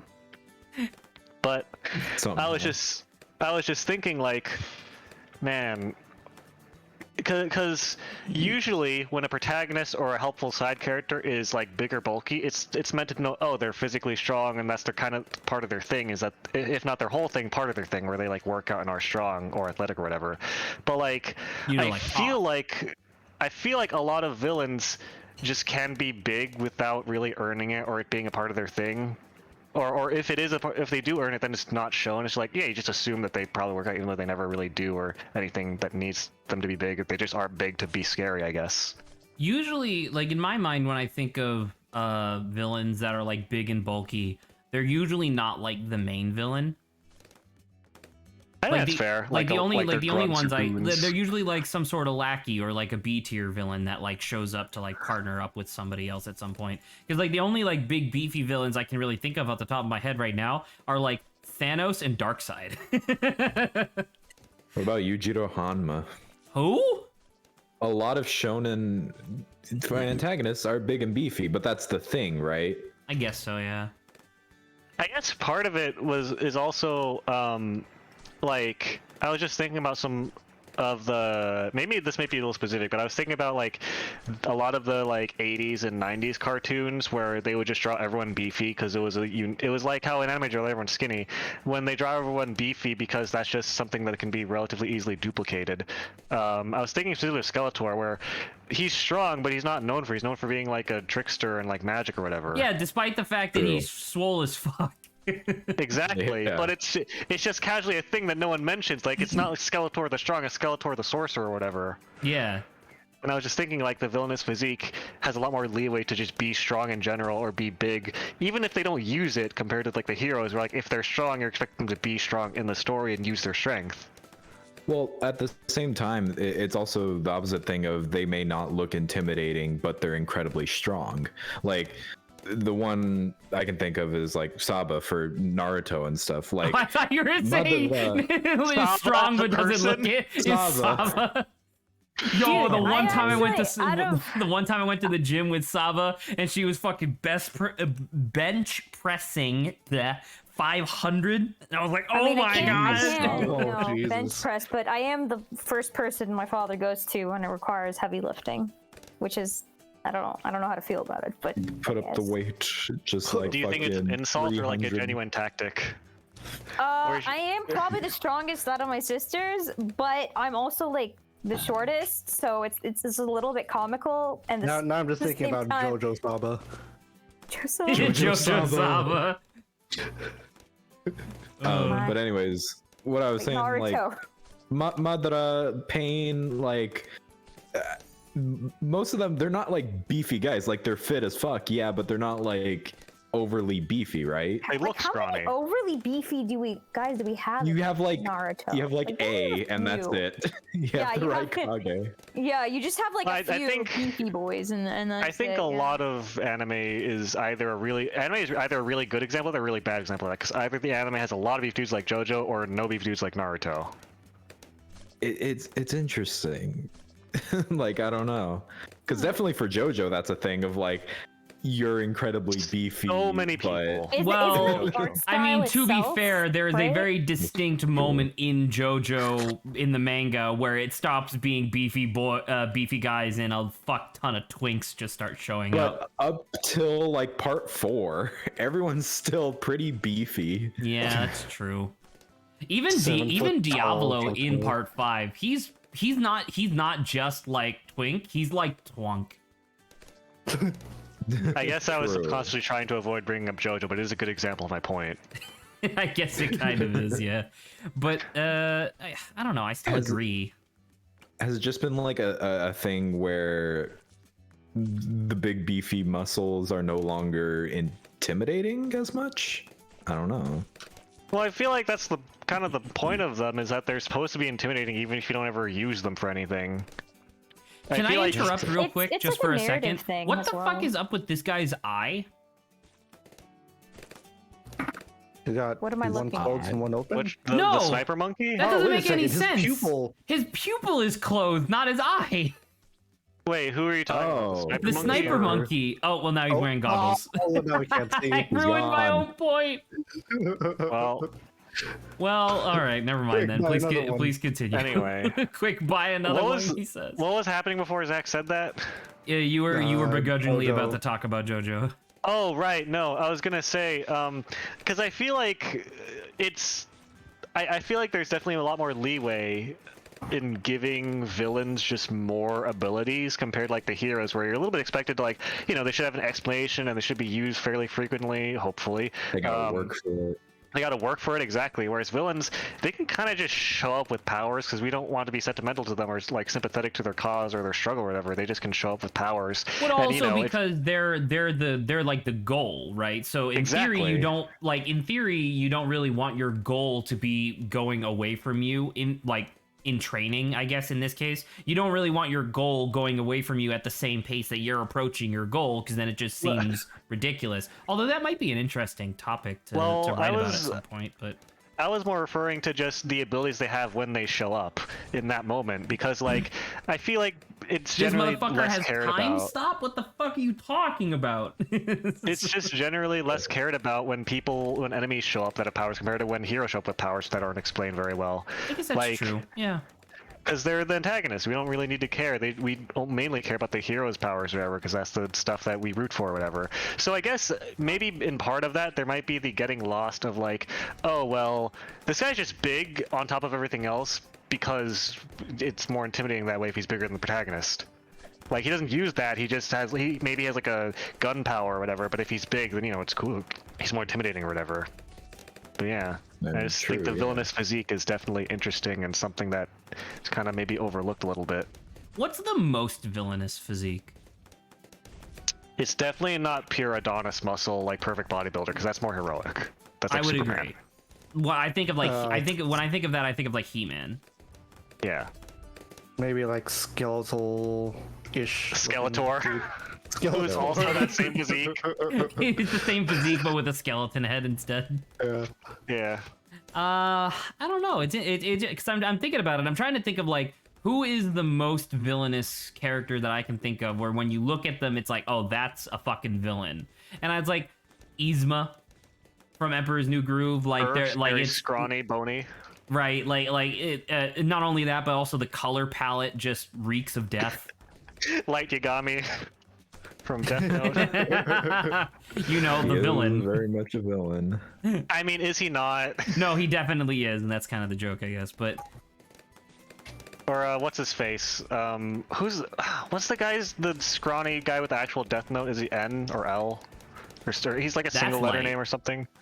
L. Light is the doesn't one have with a the Death actual Note. Death Note. L is the investigator who like tries to stop him. Wait, who's the guy with black hair who's really awkward? That's L. L. He's an investigator? I thought it was the other way around. no, he's like a police consultant to try and catch Yeah. Oh my God. Akira. I've never watched Death Note, but just from what I've seen, I would expect the weird, scrawny, creepy guy with black hair to be the guy with Death Note, and the But you have to brown-haired remember suit it's guy with- anime. I guess. Wow, that's a bait and switch if I ever saw one. Although not really, because definitely the protagonist looks better than the antagonist. But that was the thing, was that you didn't even necessarily like know it, but like you were accidentally making commentary about Death Note because Light, despite looking like a protagonist, is definitely a bad guy. Yes. Well, there you go. Maybe that was intentional. There you go. You did His it. name's Light. I did it. I dissected Death Note to its very core and got to the heart of the matter, which is that L is ugly as shit. True. I feel like, okay, Extremely to circle back to true. Zach's point, I feel like you can't, there's not really one most villainous physique. I feel like you can get villainous with a lot of different, like the triangle in like Fallout where you have like muscular, skinny, fat. Like you can get pretty villainous with all three of those extremes. That's true. But I guess so. I would probably say as a rule, if you're an extreme in one of those three, you're probably like it's easier to make a villain design than an extreme one rather than something in the middle, unless you're an anime in which Naruto and everyone's normal or boring looking. Oh my god. I have a completely normal physique, except my eyeball is a little weird. I'm a And villain. that makes me a main character. Listen, if your like the eyeball's weird in Naruto, description. you're basically a god. I like the description of my eyes a little weird. Just completely Little- abandon the whole long canon. Throbbing. No joke. Throbbing eyes. If a throbbing eyeball character showed up in Naruto, he'd be a god. It's true. Because that's just how Naruto works, where if you have a weird eye thing, there's two tiers of characters, right? There's the people with the weird eye thing, they're like penultimate, and then there's people with a demon in their belly, and those are the strongest characters. Demon in their belly? Their belly. Am I wrong, Grant? It's And maybe Saba, since I know the that seal is you- just there. It's in his like energy. It's in his fucking belly. That's just where the seal is. Oh, where else physically do you think it exists? Well, the seal usually exists in the Arctic. Yeah. No, there are coastal seals. It likes to smack its belly. I'm pretty sure that's very similar to. Yeah, and this is- okay? That's what Naruto does. Yeah, Naruto slaps his belly, says, "Ugh," and then he puts nine tails. We have to go find the seventh seal, and they go and they find it. It's just a seal slapping his tummy, but then on his tummy is like an ancient sigil. There you go. Yeah. There he is. Basically. New Naruto. That's the most villainous that's the most villainous physique, is being a seal. His being If you have fins instead of legs and fins instead of hands and are really round and blubbery and live in the Arctic, then you're a villain. Why are you talking about me? Do you live in the Arctic? I used to. Do you have fins instead of legs and hands? Yeah, we lived together. Remember when we would have to like fill the bathtub to keep Zach in there? So. Yeah, so we'd stop making loud noises and gross. Yeah. Have you seen the seal making the horrible vomiting? Like, there's a seal, the key one that says like, "Ugh," and then the one where it's like speak, and it was it like makes a horrible noise like an eldritch demon. It's really good. That one's bad. That one's like fucking horrendous. But I love it. Look at this guy. anyway, Look at this guy's eyeball. what about it? He just looks angry. No, He belongs his in pupil Naruto. is squinting, not his eye. What do you mean? That's his eyelid covering part of the pupil. Definitely not true. What are you talking about? Yeah, I have no idea what you're talking about, Zach. That guy looks pretty normal to me. I'm going to have a conniption. Hang on, I'm gonna look this up. Bloons sniper monkey, and then I'll post a screenshot for perpetuity so we can discuss this instead of our banter topics. No, we need to do the banter topic. We'll never have banter again. Well, I already got my somehow tried. We my have, Hang like- on, this so is I'm the satisfied. this is That's the what he fucker you're looks talking like. about, That's right, what he Zach? looks like normally when he starts taking aim to shoot at the monkeys or to shoot at the to shoot at the monkeys. He's a traitor. He's a traitor. There's an imposter among us. No, when There are no he such thing starts as taking aim at the coincidences. balloons, one of his Oh. pupils starts squinting, not the eye. Yeah, Oh, exactly. I Look at thought the- you were having a problem with that specific image. Never mind. Look I at don't the, know. Yeah, I look at the thought that's mortar what it monkey was. in the right side. Look at the what? The mortar, the monkey with the mortar. He's closing his Mortar? eyes. Yeah, Who? cannon, artillery, whatever The- that dude The fucking cost catapult? 750. Is that a catapult? What are you Yeah, talking the one about? with the black oh, spiky this guy! bomb? Oh my God! Look at Lawrence is right. He does the same We thing. can't. His eye. We can't see your mouse. Yeah, look. I Yeah, have you can. no you can idea see. what you're talking about. You can't. You No, can't we see my can't. I custom can't- cursor. Not on No, Discord. definitely No. not. Oh, okay. Sorry, I thought because it's a custom cursor for the game. I assumed that you guys could see it. No. But Lawrence is on the right-hand side, right next to, like, right underneath the airplane monkey, and above the mage monkey is the mortar monkey, and he's doing the same thing, where his eyes aren't closed, his pupils are on closed. The shop. Yeah, on the shop side. On the Sorry. shop. Oh. Okay. Oh yeah, I see it. Okay. I thought you were talking about on the field somewhere. I was like, what the fuck are you talking about? Well, that's what I thought Lawrence was talking about too, and I was like, what the fuck? Yeah, no, that's Thank yeah. you. I mean, that's a cartoon thing. I get it. Yeah. All You, right. you can do that, Adrian? But you can't. Get it? Every cartoonist learns how to close their pupils. Well, I was Lawrence and I used to do it all the time. We'd have no. to, Oh, by the way, Oh Lawrence. no! What have I done? Oh. Lawrence, have you seen the GIF that was created yesterday that Zach so poignantly posted? It's a lot of poignantly today. I don't know why. Which gift? Have you seen the GIF, the one where Zach chose violence? I didn't choose violence. Zach did Literally choose everybody violence. else I did. chose violence for me. yeah. Oh, something like it. oh no! You're giving Zach my credit. I chose to be violent, and I framed him for it. Get your story straight. And then Oh my framed God. him for it. God. This is what I get for being Zach's friend. I I'm like not how your to the hair head, color. I apparently. like how your hair color is also changing. Right? And your back that's more like pointy. You're pointing out all the said same it things that yesterday, but Adrian did. Also, I like how your leg kicks out. Yeah. Like, Yeah, We Like a were, showbiz saying, thing. we were saying Zach's back is the demon trying to escape his body. What do you mean It we? looks You were like- the only one who was saying I don't know that. what I you're talking agree. about, It Zach. looks I'm pretty like- sure everybody agrees with me. You know that trick where you have a long absolutely. sleeve shirt and you pull your sleeve into like your like the Yeah. chest of your shirt and you grab the sleeve with your hand. You kind of do like a shifting thing. It looks like that. But Oh, That was I know yesterday's exactly what stream. you're talking about. yesterday's stream was pretty good. I fully after 8 I fully passed out, so that's why I wasn't there anymore. But I'm sure you probably Thanks. could have figured out.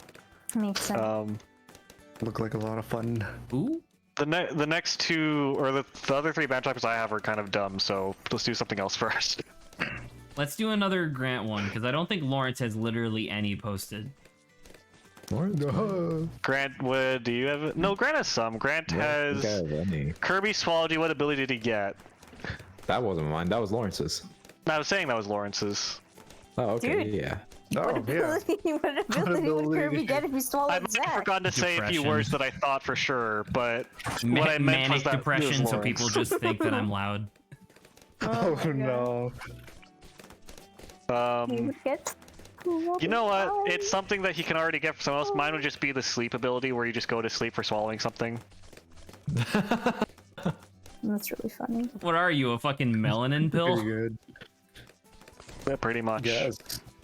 Just- Whee! Oh my god. Kirby. Why does it sound like a choke? Kirby Because he had to inhales, swallow all Adrian, of you. and turns into a Jigglypuff. That's what happens. That's what happens. How am I a Jigglypuff? He'll just start Rest. singing, and then you'll put everyone else to sleep, right? I don't put other people's. No one- I sleep myself. You put me to Well, I sleep. don't think I put other people to sleep. you inflicted upon yourself. It'd be a mic, but the feedback only goes into headphones that I'm wearing, so I just hear myself only. That'd be so great to just fall asleep to yourself. That would. Are you fucking Instantly. kidding? That would be a nightmare. Instantly, you could just do it. Oh, okay, never mind. I understand now. Sorry, I thought you meant just like listening to yourself talk to fall asleep. Like that would No, be... like you'd activate it. Yeah. Okay, that makes a lot more sense. I thought you're fucking insane for a second. I was like, what the hell are you talking about? Oh, for me... these guys have camo detection. Yeah, that's useful. Anyway, I mean, that was pretty quick. That was one of Lawrence's. We could do, Lawrence has Fry Force or commercial that has no right to be that good. Oh, yes. I know exactly what you're fucking talking about. By the way, I know what you're talking about as well. you Wow. put that, which it's a weird contraction for that has. And that's, I don't know. I mean, that's totally there up to are you. weird It works, contractions though. for sure. It does It's work. pretty funny. It I works, think but I've seen some people comparing that commercial and saying if like a freaking like food commercial is like better than actual like anime that's out there. From what I remember someone saying Honestly. something like that. Honestly, That commercial's better than For most real things. though. because I that was Like- playing a lot when like in the TV is when I was like around Hawaii. And then at first I was like, hey, that's a pretty cool show. And it's like, Hey. now we must fight them with French fries. I'm like, wait, Hang on. How no. are you? Hang on, It's a Lawrence. commercial. Taco Bell. Yeah. Lawrence, do you mean the only way that you could be around Hawaii Banana is if you're flying over it? Was that true, or were you just like floating in the water near Hawaii somewhere? Wait, what? Because you said you were around Hawaii, and I'm not sure what the fuck that means besides flying over it or being in the water near Hawaii. He had a yeah, I was only TV. He was on swimming. a little life raft. Yeah. He was on I an was inflatable. backstroking the whole time around But Hawaii. also God. watching TV. But also watching TV, yeah. There's a TV floating Keeping the there. TV Luckily, I afloat. found a plug. So I just Also, put if that you in. were flying over it, were you looking down and saying, "Oh, hey, Hawaii, I'm passing through it"? Were you like, I don't know, were you like flying to the Philippines? I guess. Nah, we're going in circles. Just in the air over Hawaii, just in Yes. case. Yeah. Around Well, were you Hawaii. thinking of We're going to Never mind. I was gonna make a really bad joke there. Around Anyways. Hawaii. Circumnavigating Hawaii. But yeah, no. What the hell do you mean around Hawaii? Because you weren't saying you were in Hawaii. All right. He I was in- around. He was Was anyone- around. Like that. Like that. Like It's that an makes island. more. There's no land near it to be in. Is anyone truly ever in Hawaii? Listen. I was. Is there even a Hawaii? Yeah, I is think you're Hawaii real? gaslighting. Can't be gaslighted to think that Hawaii doesn't exist. I've never you been can't- there. So how can you prove to me that it I only exists? heard about it in Listen, stories. I mean, thought look, that Pearl was Harbor hit Hawaii stories. pretty hard, Fairy guys. tales. Myth, you know? Pearl Harbor is a myth. Pearl Harbor is a myth. Ever since Pearl Harbor happened, Hawaii's just been gone. I mean, Yeah. did you fail history? It's 49 states, obviously. I thought Pearl Harbor was just a miniature of like, you know, it's like a I thought Pearl Harbor was somewhat a battle. movie. I don't. I thought Pearl Harbor was a movie. I thought Pearl Harbor was a jewelry store where they sell pearl necklaces. Not a nautical themed Yeah. pearl necklaces. Yeah, that's what I thought. That's not it. No, you got it. Man, that Oh, sounds like okay. some Remember how SCP shit. My question yesterday was, how'd you get banned from stream? Ah, there you go. Yeah. Wait, no, I'm an idiot. Oh, never mind. I'm fine. You still haven't answered my question, Lord. What do you mean around Hawaii? He was around there. Were you in Hawaii? I was in Hawaii. He was around. Okay, holy fuck, why did you just say you were in Hawaii? Because he was Wonder- I didn't around. know- I was around. What do you mean around? That's different from in Hawaii. Nah. Ah. I'm not around my house right now, I'm in my house. No, you're around I'm it. moving, I'm moving around my house. God damn it. Okay, you can be moving right now, so you can't just be around it. You have to add moving in there if that's what you mean. I can be I as haven't moved round as around I my want to house. be. That's not the point. You need an A in there. I mean, We're not talking about seals. We're not talking about this or this. We're talking about this. Anyway, and then I get draw a on picture with the of fat anime topic, titties. please. And it's on with the topic. You're around Zach, Hawaii, Are you somehow. familiar with the commercial that I'm talking about? I have legitimately no idea what the Yes. hell anybody's talking Perfect. about. Grant, no Send it answer for in. Zach. Oh, I got to find a link now. Who's Zach? Zatch Bell for the anime? No. What's wrong with Zatch by Bell, the way, Zach? while Lawrence is trying to find whatever this this ad is to demonstrate, I already found I it. did want to say it was very nice getting a lot of happy birthdays from my my relatives and whatnot. Only 4 relatives spelled my name correctly, and that's including my mom and my dad. I can't believe the other ones like put a K in it. That's so wild, man. I'm gonna die. Happy birthday, Zach. Anyways, I'll have you know, I actually contemplated like, should I put an H in there just to fuck with them? What the fuck is this? Just Why is this a Taco terribly Bell? misspelled. Oh, I've seen this. Yeah, Oh, is. wait, this is real? it is real. real. Oh, It's because I saw this on Reddit on it was like r/ like incredible or whatever. I don't remember what the name of it is, but this is real. It's so weird. I couldn't believe that it was just a commercial, and it's so or seemed so high budget, and I don't know. I don't know how many other commercials have like this kind of like high budget stuff. Taco Really, Bell built none. different. Yeah. Really none, yeah. It's like, hey, let's make a whole ass show. Well, not a real show, but like, let's pretend that there is a whole ass show and let's make a trailer for it Let's make a while whole ass. advertising fries. Let's make a whole ass. A whole ass. Don't half ass. Whole ass. I don't know. Are you I guys just done? wanted. What? We weren't talking. I'm sorry. Were you invited to this, Zach? If we're not speaking, the stream doesn't know about it. Yeah. Yeah, but I do. No, you don't. There's nothing going on. Whose word is stream going to take? 3 people that aren't conspiring for anything, or 1 person? Or the one guy. Or the one guy who's not being conspired against? It's really funny. Oh, yeah, I just wanted to share that commercial and just. Are you not gonna It's talk a about it? lot. Because I can't watch it on stream. Well, cool. shame. I'll tell you what I think about the commercial. I think the commercial, I'll give it a 7 out of 6. 7 out of 6. That's pretty I'll good. give it a Question 7.1 out mark? of 6. Just to say that I rated it higher than you. Despite the fact I can choose any other number.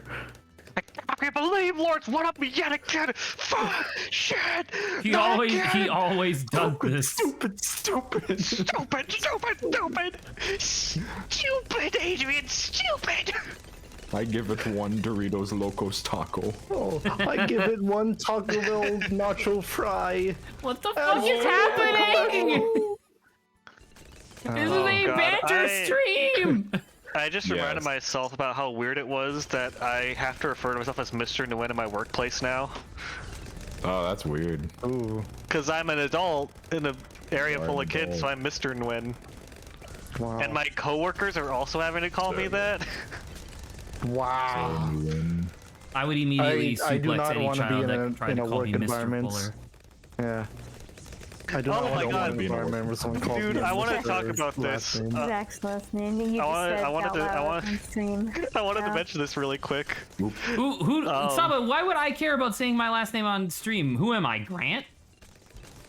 So, Who am I, Grant Kirkhope? so you remember the time when someone else says, you're just like, oh, my last name, how dare you say it? Only I can say it. Is that what we're going with? Yeah? There's 4 billion Adrian Nguyen's. Who cares? 4 billion. It's the most common Vietnamese More surname by a than long 50% shot. of the Earth's population is Adrian Nguyen. Half the population is Nguyen's, Vietnamese people, right? Yes, definitely. We are the ruling class, after all. Absolutely. Definitely nothing wrong with that statement. Correct. Anyways, I wanted to mention real There's quick. definitely not a different nation that's very close to there that is very much more influential globally. Dude, alright, No. stream. Promise you don't tell anyone this. This is a secret for only everyone on stream to hear. But Adrian's Vietnamese. correct. While I was at work, I was talking with one of my coworkers, and I won't disclose the details, but we had a talk, and he like kind of like covertly came out to me as like, oh hey, I'm gay. I'm like, oh that's fine, I'm bi or whatever. And then it struck me in that moment that like I was like, oh cool, inclusivity at the school, that's like good. And then immediately after, he explained to me, he didn't explain, he mentioned to me how he used to have a boy toy. And I was like, we're in school, sir. I lost! We were in the teacher's lounge though, so there was no kids around. But I was just thinking that, I was like, holy shit. Like, bro, chill. Exactly. I just met you, dude. Yeah, Literally that's the true, first too. day of work, and we were just having our break together. And I was like, dude, that's fine, but like maybe a little graphic to be mentioning in the teacher's lounge of a school. The Nah. McDonald's drive. Not even gonna talk about your hobbies first. Just Well, we did. His He was hobby, talking about his how hobby, his hobbies were having boy toys. His hobbies were actually watching Netflix or whatever, but that was fine. Yeah, but about the boy toys? Netflix and boy toy. What was the? Zach's in the Are you market, guys? just Are you, trying to get one? phrase. are you You guys? know? Are you guys familiar with? Are you guys familiar with the movie Psycho Gorman?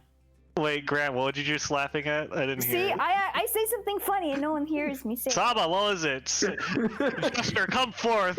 Stop whispering in my hallowed halls. Can you have this speak? No, sorry. Well, what I What were did you saying, say, Saba? Zach was like, "What about I like the boy Saba toys?" And I being said, a jester. I can't. Saba, I also, I also like not letting Saba get a word in edgewise. Oh my god. She can't stop me. No. Nobody can. Oh Please, my Saba, god. I'm begging you. I throw my crown to the floor and mash it below your feet. Speaketh your sooth upon me. Zach's I just am gonna pro- But what talk if to we you. What's the just point? kept See, doing exactly. this? Oh my god. I'm so sorry, Saba. All right, I I'm done. heard you. I'm done. I'm done. I'm I done. I'm heard done. you I'm done. too. In order to be fair to Saba, I'm done. Are you done? That was a fucking lie. No, damn it! Oh, she caught Didn't me. fall for your ruse. All right, now I'm Anyway. actually done, and you'll know that I'm done because I'm gonna mute myself. Okay. Okay, good. okay. I mean, Bated breath. the joke is, it's past its prime now. But Zach, he's unmuted now. I didn't do anything. I just unmuted. Be unmuted. That's full. I need a guarantee, Zach. Can you Can you leave Let's just go stream for into a another second? voice channel. can you mute? Hey Zach, can you fucking get off our stream, Zach?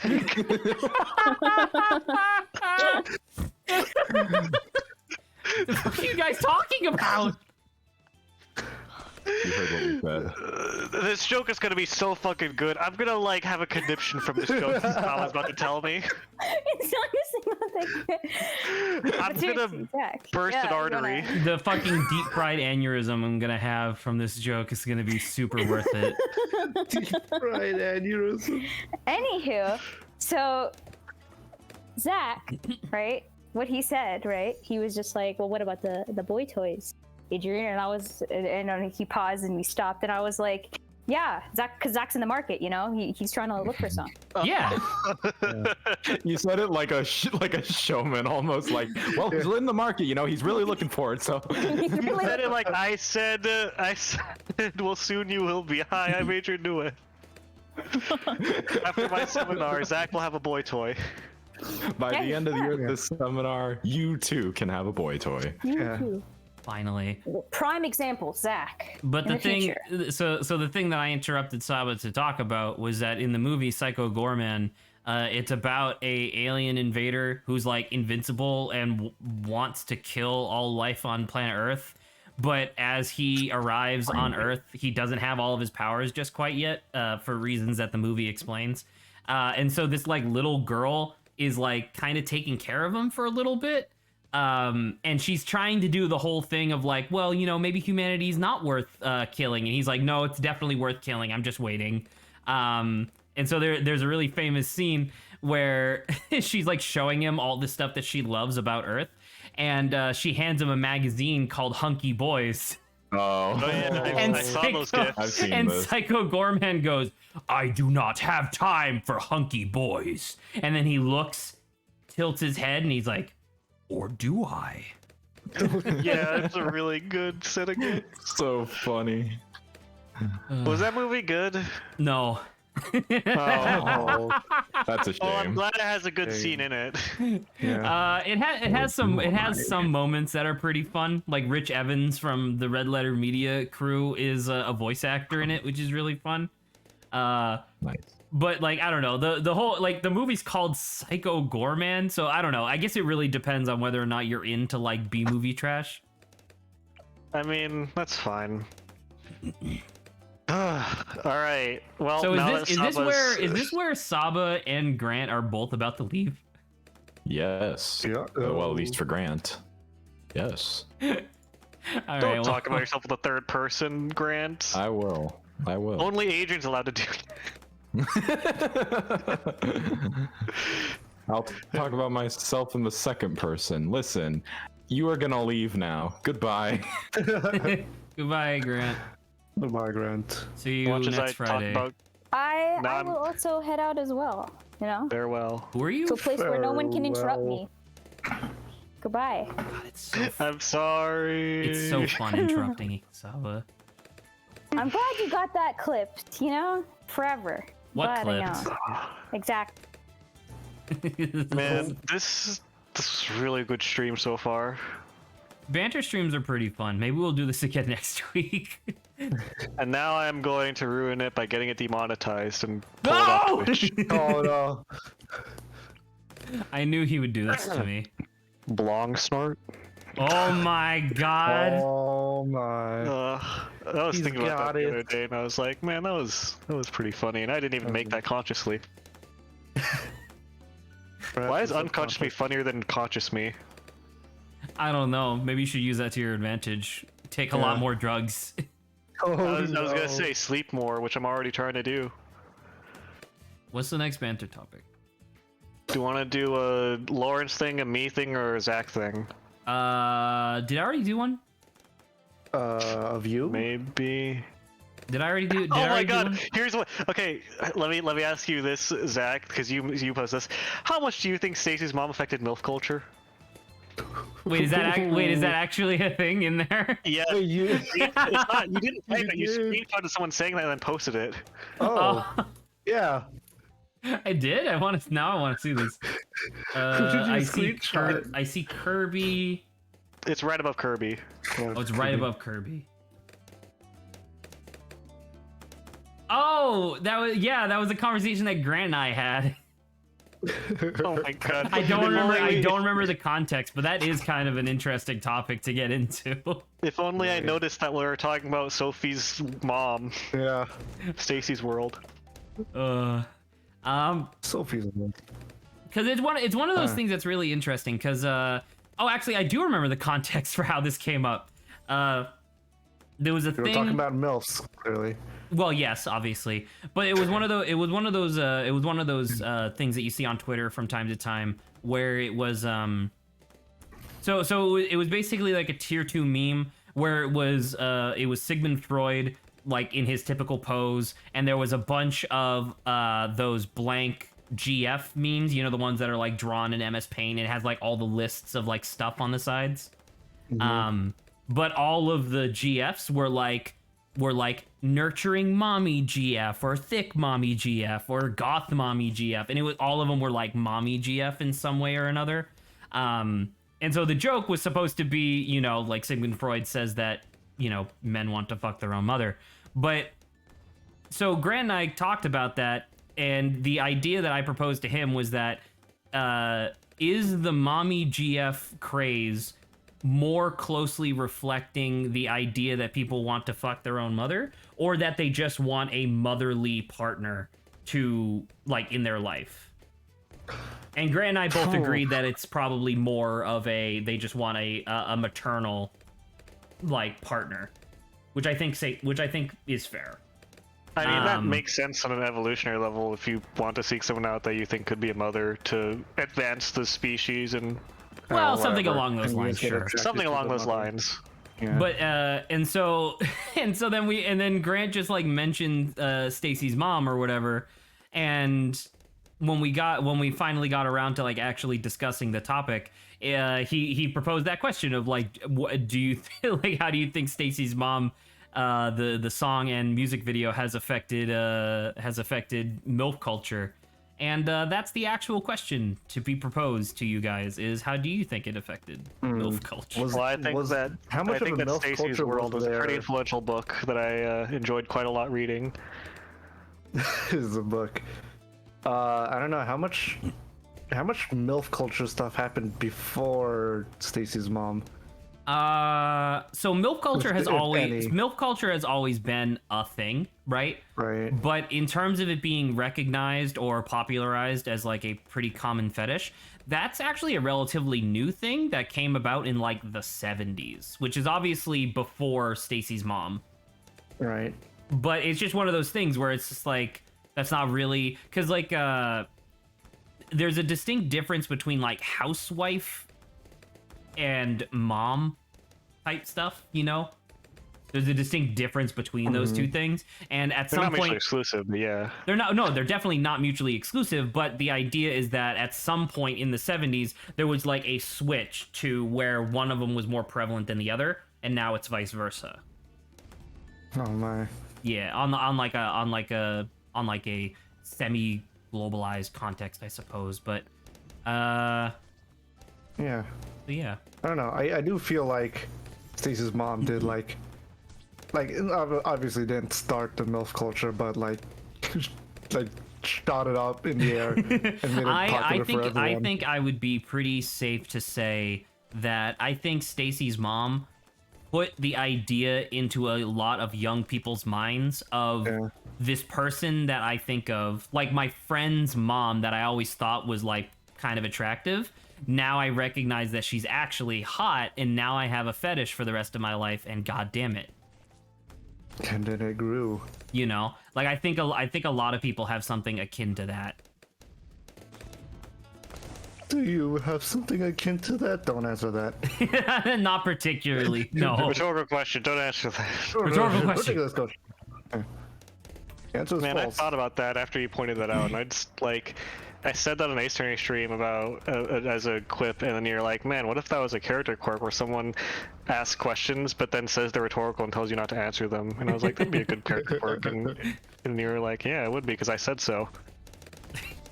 In my head, but the conversation is happening now. But I'm skipping a few steps, okay? I'm getting ahead of myself. Stop! I need to place this fucking boat. It's moving the mouse along too much. Oh no. I can't do it. There we go. We got it. There you What? go. Wait, what? What were you laughing about? I don't know. What was I laughing about? Something. Anyway, Did either you or Grant like disagree on? No. We pretty much how agreed much- on all counts. So there Yeah, wasn't it wasn't seemed all exactly about like a right. lot to actually discuss. But you know. So what you're saying is short answer yes, why am I so worked long up answer today? yes. Short answer yes. Long answer yes. I agree with that. Yeah. Short answer yes, looks like yeah. Yeah. Oh, Yeah. Long it's like mommy. yeah, but no, you're right. Short answer yes. Long answer yes. Mommy, let's go. Poggers, mommy. That like I will say Mommy. that that's one of those things where on some nights when I'm indulging, let's say, that's something that'll immediately take me out of the mood, is when whatever I'm like watching or indulging in, if either character refers to the other as mommy or daddy, I'm like, nah. I gotta get out of here. It's just too weird now. Like immediately too weird. Yeah. There is only two possible, like, or well, technically three, but the third one's the boring one. There's two conclusions to that. Either your The boring one. Either well, the boring one is that like you're role playing or whatever, and that's fine. The first one is a very disturbing dog, I guess. Holy shit! Shut up, dog, please. No, that's a different fetish, Adrian. Correct. Anyways, the first one is a very disturbing Freudian thing. The second one is two parents going at it, which I don't think most people want to think about. That's a good point, actually. I never really thought about it in that context, and I can't tell if that's better or worse. It's better for sure because it's legal. Well, no. But I mean, like in the sense of Turning you off. No. Well, in the sense of like I couldn't imagine, or like it's never occurred to me the idea of a married couple. Well, I guess they don't even need to be married, but like a couple that has kids and that's part of their like sexual attraction to each other is the idea that they've had kids together. I mean, because like I feel like parents kind of do that a lot, where they call each other mommy or daddy for their kids a lot. If you do that enough, you're just gonna do that in other settings sometimes, I guess. Is that a maybe? thing? I don't know, man. I'm hypothesizing here, but it I'm seems about like to say, like, I've been be. around like a lot of like new parents and stuff, and I never really heard them call each other mommy and daddy. I'm 22 years old, and my mom still calls herself mommy in front of me. Oh, okay. I mean, that's fine. I'm not saying that there's necessarily anything wrong with that. I'm just not particularly familiar with that myself. Yeah. Although that said, my dad weirdo. speaks Anyway. Vietnamese, doesn't refer to himself. I'm kidding. Damn. I'm kidding. Throwing dirt. It's obviously a kid. Oh, I'm telling my mom that you said I'm that telling she's my gonna come over mommy there that and you beat you insulted up. me on stream. What? No, that would be insulting her because she calls herself mommy. That's fine. I don't tell her to call herself mommy. You don't request it specifically? Ugh. No. Can anything Put that in my head. Can anything fit in between here? Like, are you shitting me? Looks like that. What about this? Oh, this does. Oh. Oh, you just gotta line it up with a bunch of those There we now, go. right? Yeah. Nobody make me laugh. Hazmat suit with the boob window. What? What? Why? I don't know, man. Listen, just you saw a gotta post make that sure said you're that. getting that internet cloud in the post-apocalypse. That's just a post that I saw. That's really funny. So Hazmat suit ridiculous. with the boob window is extremely funny. That's it. That sounds like something you'd find in like a DC comic. That sounds like a good Cards of Humanity entry. Oh, that's a good one. You should submit that to them. Yeah. Yeah, and I'll Deadline. get negative 0.1 revenue. Yeah, But they pay you. because it costs you to send the email, technically. Exactly.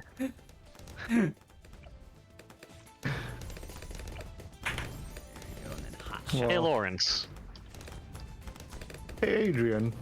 How's your art experience been since you've graduated? It's all right, I guess. Does still it not- exist? I am doing some commissions, so I guess Nice. it somewhat exists. Cool. I've had my parents like ask me if I should be taking like a proper real job, and I'm like thinking about it, and I started thinking like, not now. What kind of idiot doesn't have a proper job for most of 99.9% quarantine? Oh, It's not me. I'd had a job the whole time. And definitely not one to job this fucking whole- scam me out of half my paycheck. Good It's point. gonna have a lot of money, but I don't know. a lot I of- just wanted to spend this year after graduation just relaxing, just because Sure. when I think about it, we basically or at least I just basically spent 12 plus years. Well, 12 plus 12 4 more in plus college. years. 16 years just doing education 1 year after another. Yeah. And that's just the thought of that is super exhausting. Fair So I'm enough. like, I want a break. I'm done. I made it to the finish line. Let me rest, and then I'll run again later. Fair enough. From my Easy. perspective, it's a little different because it's like I was told very explicitly from my parents when I moved to North Carolina that I had a 2-week window where I was allowed to like chillax without having to worry about like job applications and stuff. And so you know, It's been more than 2 weeks. well, no, and it's not like I haven't been applying. I'm at like over 200 applications or whatever, but. Well, yeah. It's less of me. It's less of a problem of me not applying, and more of a problem of nobody's hiring. Right. you know. Right. And so it's one of those things where it's like I remember like towards the beginning of me living here, that was like an argument that my dad and I had a couple of times where he couldn't fathom the idea of me putting in so many applications without getting anything back, so he assumed I was lying. Oof. And then dad, like, you know, because he still lives in New England, because he doesn't have he couldn't find a job that like paid enough down here. Like essentially the closest job that he could find to what he has up there, down here, it would be like a 65% pay cut. And he's like, yeah, I really don't want to have to do that, so I'd like to find something else, which makes a lot of sense, needless to say. But doesn't that prove his point, or your point, I should say? No, and it does prove my point, and that's kind of what I was getting at, where it was just like he's been looking for over 2 years now, and he still can't find like a job that's even remotely reasonable. And that was the argument that we had multiple times, where it was just like, I'm like, yeah, think of that exact same thing, but you're telling me to work at Chick-fil-A, you know? And he's like, well, you need to get a job. And I'm like, I know I need to get a job, and I want a job. I don't want indentured servitude. You know? You don't want to leg injure at your job, Zach, from just doing the part of the job? I think that might be more of a you problem, to be quite honest, but I will agree that I don't want that. Yeah. Yeah. I worked at that warehouse for an entire summer, and it was really funny because a lot of the people that I was working with, they were like not exactly elderly, but they were definitely at the age where they should be around retiring, but they were nowhere near the position in life to retire. So they were gonna like work there until the day that they died.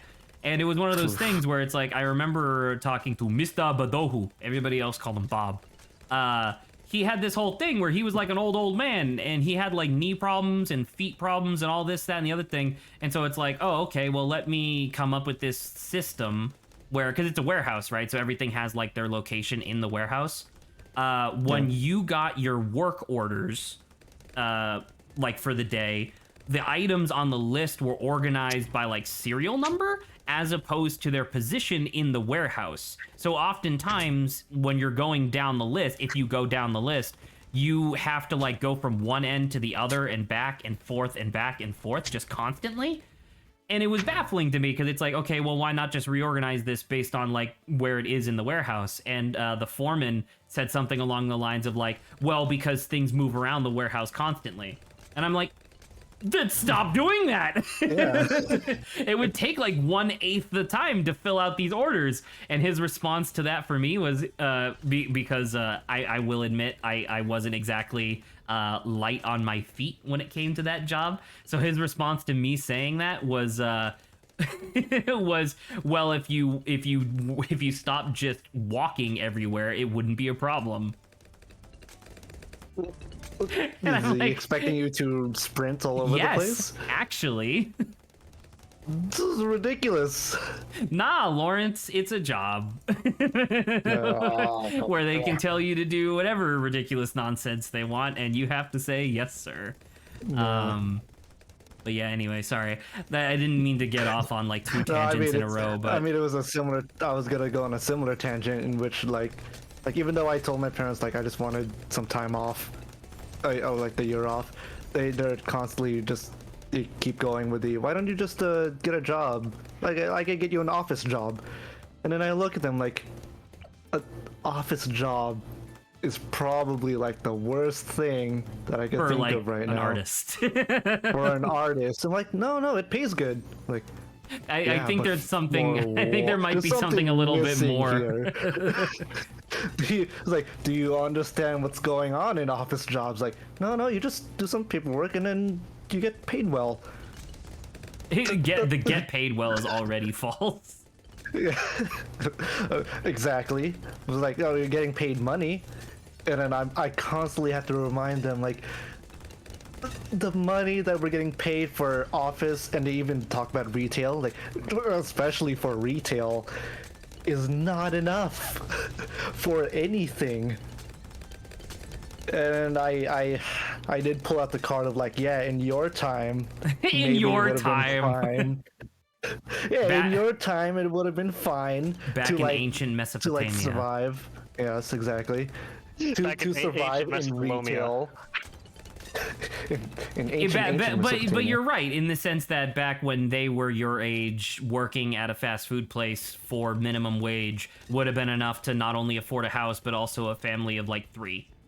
Yes. You know, And whereas that's- now a minimum wage is less than 1/4 of what you need to do that.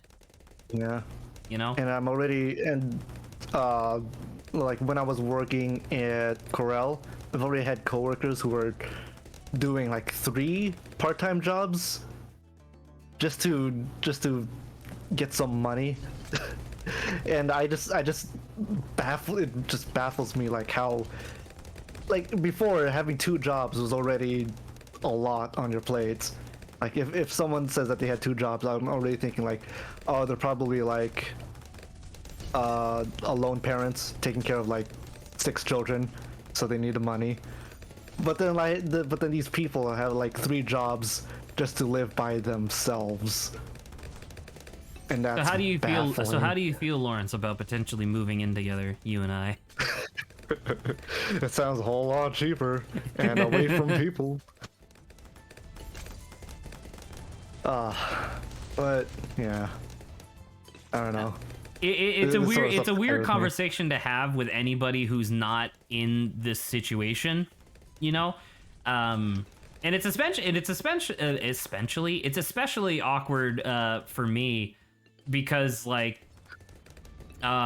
relatives my age that are my age or younger, like within the family, are doing fine, and it's like, you know, you look at like, why are they doing fine? And it's like, oh well, because one of them chose to be an accountant, and he hates his job.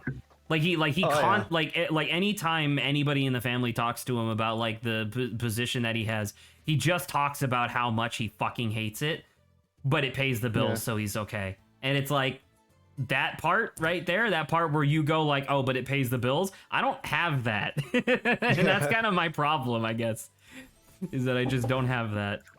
Hold on, my dad's calling. Sounds like you two need to get a job that you fucking hate.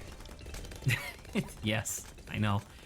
Although I will say that the Chick-fil-A's around where I live apparently have started paying $19 an hour. That's one below what I'm getting paid. And I'm thinking about it, and I'm like, that's not awful. Like, it's awful because this is the South, and Chick-fil-A is, like, notorious for being a horrible place to work, especially in the South. But, like, 19 an hour is, like, not awful. I mean, it is, but you get the idea. Well, after 1 day of employment, let me tell you that all of my employment. all of my unemployment woes have vaporized into thin air and been replaced by the thick, viscous sludge of employment woes. That's a very that's a very accurate way of describing it. For example, if you bring up your fucking leg again, I have to walk about 4 miles a day. Probably close to 4.5 to 5. Yeah, that makes sense. Which is 5 more than I'm used to walking for the last 1.5 years. Oh, I'm so out of shape. That's so out of shape. That's pretty funny. Pro tip: if you've been what's the word? Static, basically, and inactive sedentary for the last like a rock. Sedentary. There you go. Like if you've been sedentary if you've been living sedentary for last 1.5 to 2 years, get in shape before you get a job. If you have to walk a lot. Or just stand in general, because I know a lot of places they don't even give the people chairs to sit on. That's true. Like if you work at an Amazon warehouse or whatever. It's actually quite interesting, because back when I was still in California during the lockdown, I was actually more physically fit than I am now. And it's been a very long time since I've actually been like physically fit.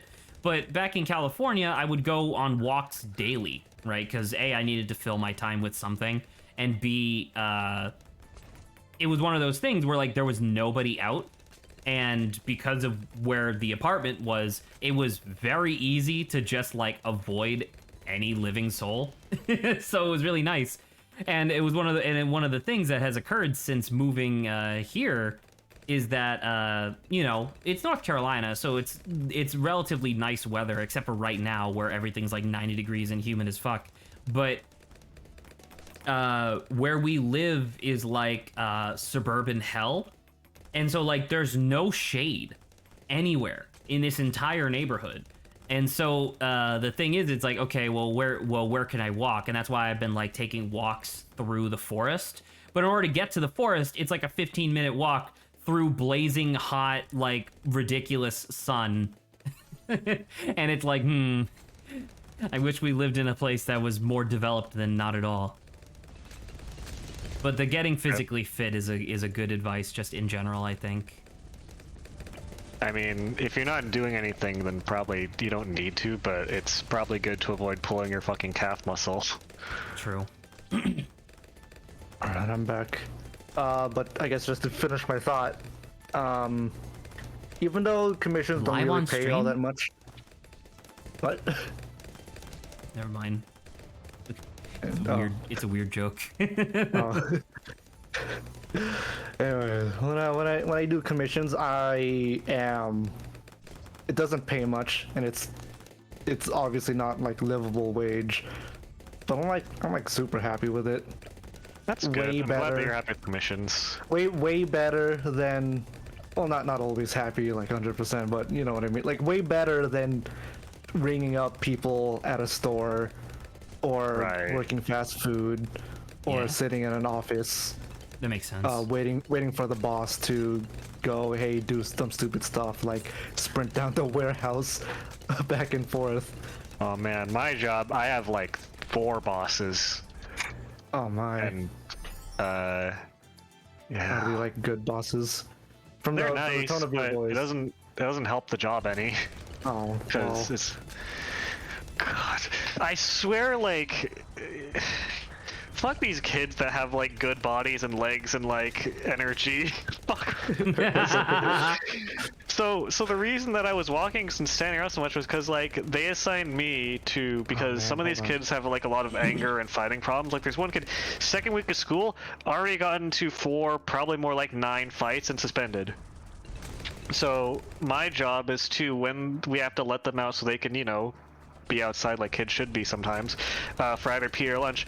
Both PE and lunch, I basically spent all of 2 hours just walking around, following these kids from like 20 feet away in the sun, in like 90 degrees, and just following them in my black shirt and black pants. Well, because okay. I Well, chose first poorly off, that day. first off, that's That was my fault. Yeah, that one's your fault. But But it doesn't help because I was literally I was expecting just, I guess I'll just fill out paperwork. No, you that thought you were would've gonna been be a too TA nice. or something. That's what my friend fucking was so confident. I'm gonna give him a fucking mouthful for that because he was like, "Oh, you're probably just gonna be a TA and fill out paperwork," and I was like, "No, behavioral tech seems pretty different." He's like, "Oh no, that's just a fancy title. You're gonna be a TA for sure." So I'm gonna give that friend a fucking earful. Jesus Christ. I was so underprepared. I brought literal dead weight in the form of like a messenger bag full of like notebooks and paper and stuff, and they were like, "Oh, you don't need that." And I was like, "Really?" Because It's you like, thought "Yeah, you you're were gonna gonna be walk around sitting all there day." with nothing to do. Yeah. Yes. It would literally have been helpful for both the community and my job if I didn't bring that stupid bag of stuff. Well, now you know. I guess. Now I know, and I have a weekend to repair my leg. Or I guess leg repair because I don't have magic healing powers. I wish I did. Oh, you know what I should do? I should actually get some. You should get magic healing powers. I should get magic healing powers. What do you use them for? Magic healing powers needs to be more properly defined, right? Did you ever watch the TV show Heroes? No. In the TV show Heroes, in the first season, the big... It's not really a spoiler, but like the big like problem that they're theoretically trying to resolve is that there's this guy, he's like a villain, who has the ability to dissect your brain and steal your superpowers, because Heroes is all about like people who have like superpower abilities, right? And Sure. there's this prophecy, because one guy has the ability to like tell the future. So there's this prophecy where that's just repeated over and over again, save the cheerleader, save the world. And nobody has any fucking idea what the hell they're talking about. And so as the show goes on, you discover like, oh, the cheerleader that they're referring to is this one girl who has such ridiculous, like Wolverine style regenerating abilities, to the point where at one point in season 1, she gets a wooden branch through the skull and like vaporizes it, or not vaporizes, but liquefies her brain. Oh my god. And as soon as the lab tech at the morgue pulls the branch out, her body immediately starts to heal itself, and she flees the morgue so that way she doesn't have to answer any awkward questions. Right? And so the whole point of that entire bit was just that, like, you have to save the cheerleader from getting, you know, murdered by the bad guy. Otherwise, he'll gain the ability to essentially be immortal. So... is that what you're talking about when you say magical healing abilities? Do you mean like to that ridiculous extent? I don't know, man. I was thinking like you blast blue magic out of your hands and then people feel better. Oh, so I'm a waterbender.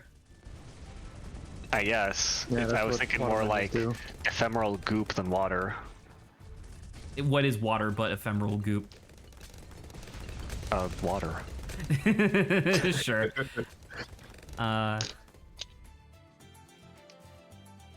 Hey, can I ask you a question? No. Yes. No. What's the next banter topic? Okay. I'll talk about one that has a little bit to do with game design. Oh, I enjoy that. It's not. I think it's a little bit to do, but I was thinking about immersion returns, and I gave an example to remember what I was talking about. So yeah. So like, because I feel like it's good in. I would have to say most games the player can get immersed in the game setting and the world. Yeah, more or less. Right. Sure. It's very hard Maybe- to find examples where you're not supposed to get immersed. I mean Tetris. I don't think you need to care about the lore and world and story of Tetris. Oh, but- no. Well, because immersion doesn't just mean that you're putting yourself in the world. It also means that you're being absorbed into the game itself. Sure. And the fact that people have fucking Tetris dreams, where they will just fall asleep and play Tetris in their dreams, that's immersion. Like that's what, Okay, well, when I say immersion, what I mean is maybe you mean not like that getting into the definition. world, sure.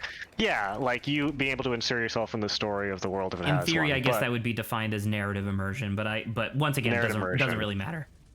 So narrative immersion returns in that case. Just the idea of like what, because like HUD is an element, or like what, for example, HUD. But what things could you put in a game that give you a good amount of immersion for your player in return for not as much effort? And the example that I thought of, because I was playing a video game at one point, was like a name system. Because if you have your player insert a name for the character, it seems pretty simple to have that just recall, oh, this character's name is something the player gave them throughout the story, and that seems like And it allows them to get a little immediately bit more something- immersed. Because obviously the more Yeah. advanced version of that is like customization, but that requires like custom assets and Right. whatnot. Whereas a name is Exactly. literally just like a string of text.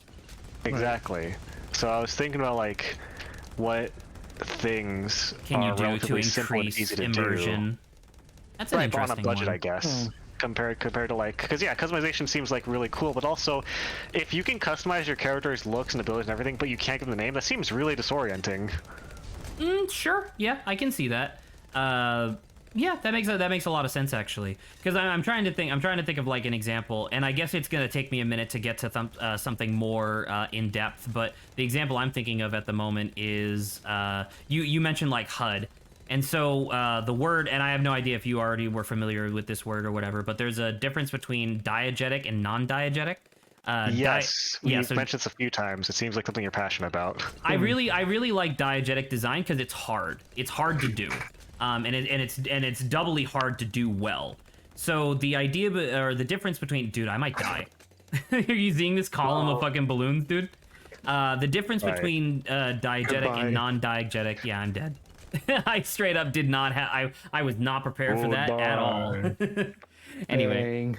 The difference between diegetic and non-diegetic is something that is diegetic is built into the world itself, and ergo it has more.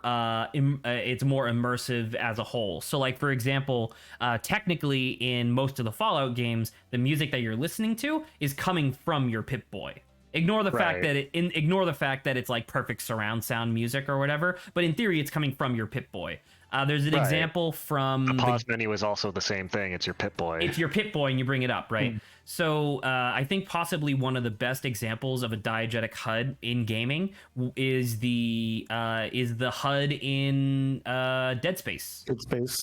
I Dead had a Space. feeling you would say that. I was thinking of the ammo on the gun in Halo, the assault rifle. You can see ammo on the number.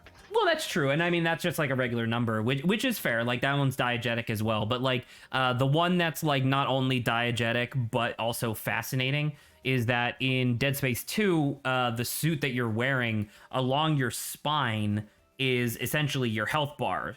And so Right. as it goes up and down, it reflects that, and that's explained in universe too, because the idea is that that's the exosuit that you're wearing is designed for deep space travel and whatnot. So other people need to be able to identify at a moment's notice whether or not you're in danger. So it makes sense in universe why it's there.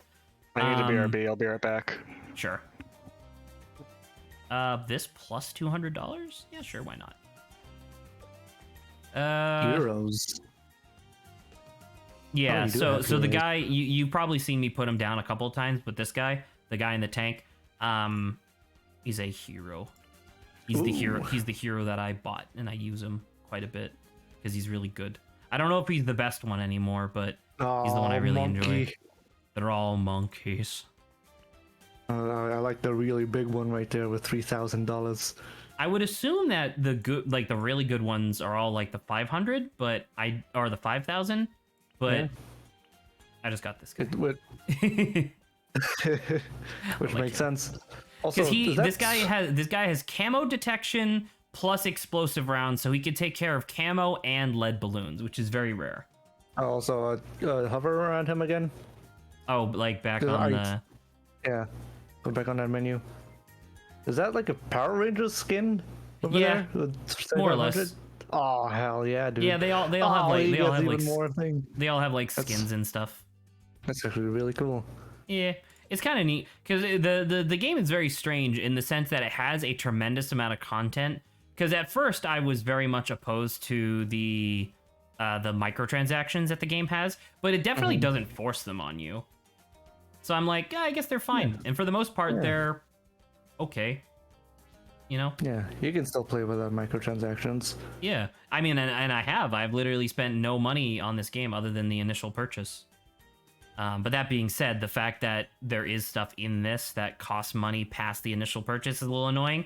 But then I'm reminded of the fact that almost everything that could cost money in this game comes from the updates that they've done over time. So it's like post content. So in theory, all of the heroes and maps and upgrades and stuff that you can buy for real money you could technically qualify as like DLC. Now that being said, they are kind of expensive because like I think if I wanted to buy this one for 5,000, if I wanted to buy it, I believe that's like $4. $4, Jesus. Yeah, just for a hero, but but once again, you don't really need to do that, so it's okay. Yeah. Let's do this one. I was playing this one yesterday, but let's just do this one. We got like what? We got a little bit more than we got. Not hard, definitely not hard. Not yet, at least. We have what? We have a little bit over. We have a little bit over 20 minutes until the end of stream. We might go a little bit. We might go a little bit over, I guess, but we'll see. All right. Should we move along to a different banter topic while Adrian is? Oh, I'm back. never mind. Speak of the devil. Speaking of the devil, need he help shall writing appear. something. I am the devil. Yes. I'm the devil's cousin's uncle's henchman. Henchman. But yeah, so You know to what they say, idle hands are the devil's workshop, and I'm full of idle hands. I'm still like, I don't know, because it's actually a really interesting question that Adrian proposed, especially from like a game design perspective of like something that's like, what's the least effort thing you can include in a game that has the most return on immersion? And I don't know. The example that Adrian brought up's pretty good. Yeah, just a simple name. Putting in your name. Yeah, just allowing them to customize a name. I have no idea if it's Because the thing is that I think that's actually quite interesting. Because if you give them the ability to name everything, that's less immersive, right? Sure. So like in Yeah. Pokemon, it makes sense because it's like you, your rival, so you can build your own like little narrative there if it's you and your best friend or whatever, and then you can nickname all your Pokemon because that's like a thing that you would normally do, but you can't name like the trainers or the gym leaders. Professor Oak. You can't name the professor. Yeah. Dang. Imagine if you could. Like that would be really non-immersive, which is interesting to think about. I don't know who this is. So Professor Wasn't- Doodoo Head. I want to say it was Doodoo-head. either.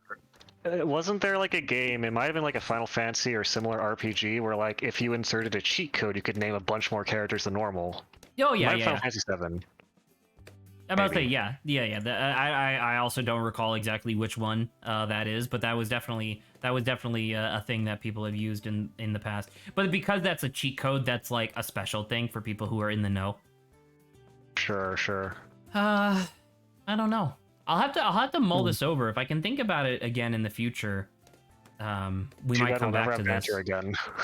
We'll bring it up again at some point. Oh, you know what? I forgot to mention it while you and Saba were here, but I brought it up with Saba yesterday, so I guess it's fine. I do have the banter topic in there of essentially I wanted to expound on the I mentioned it earlier and I kind of wanted to divert into it, but we were having a different discussion at the time of the Was it the what mystery conversation? qualifies as a mystery. Yeah, we And- were bouncing off of that several times when we started. And so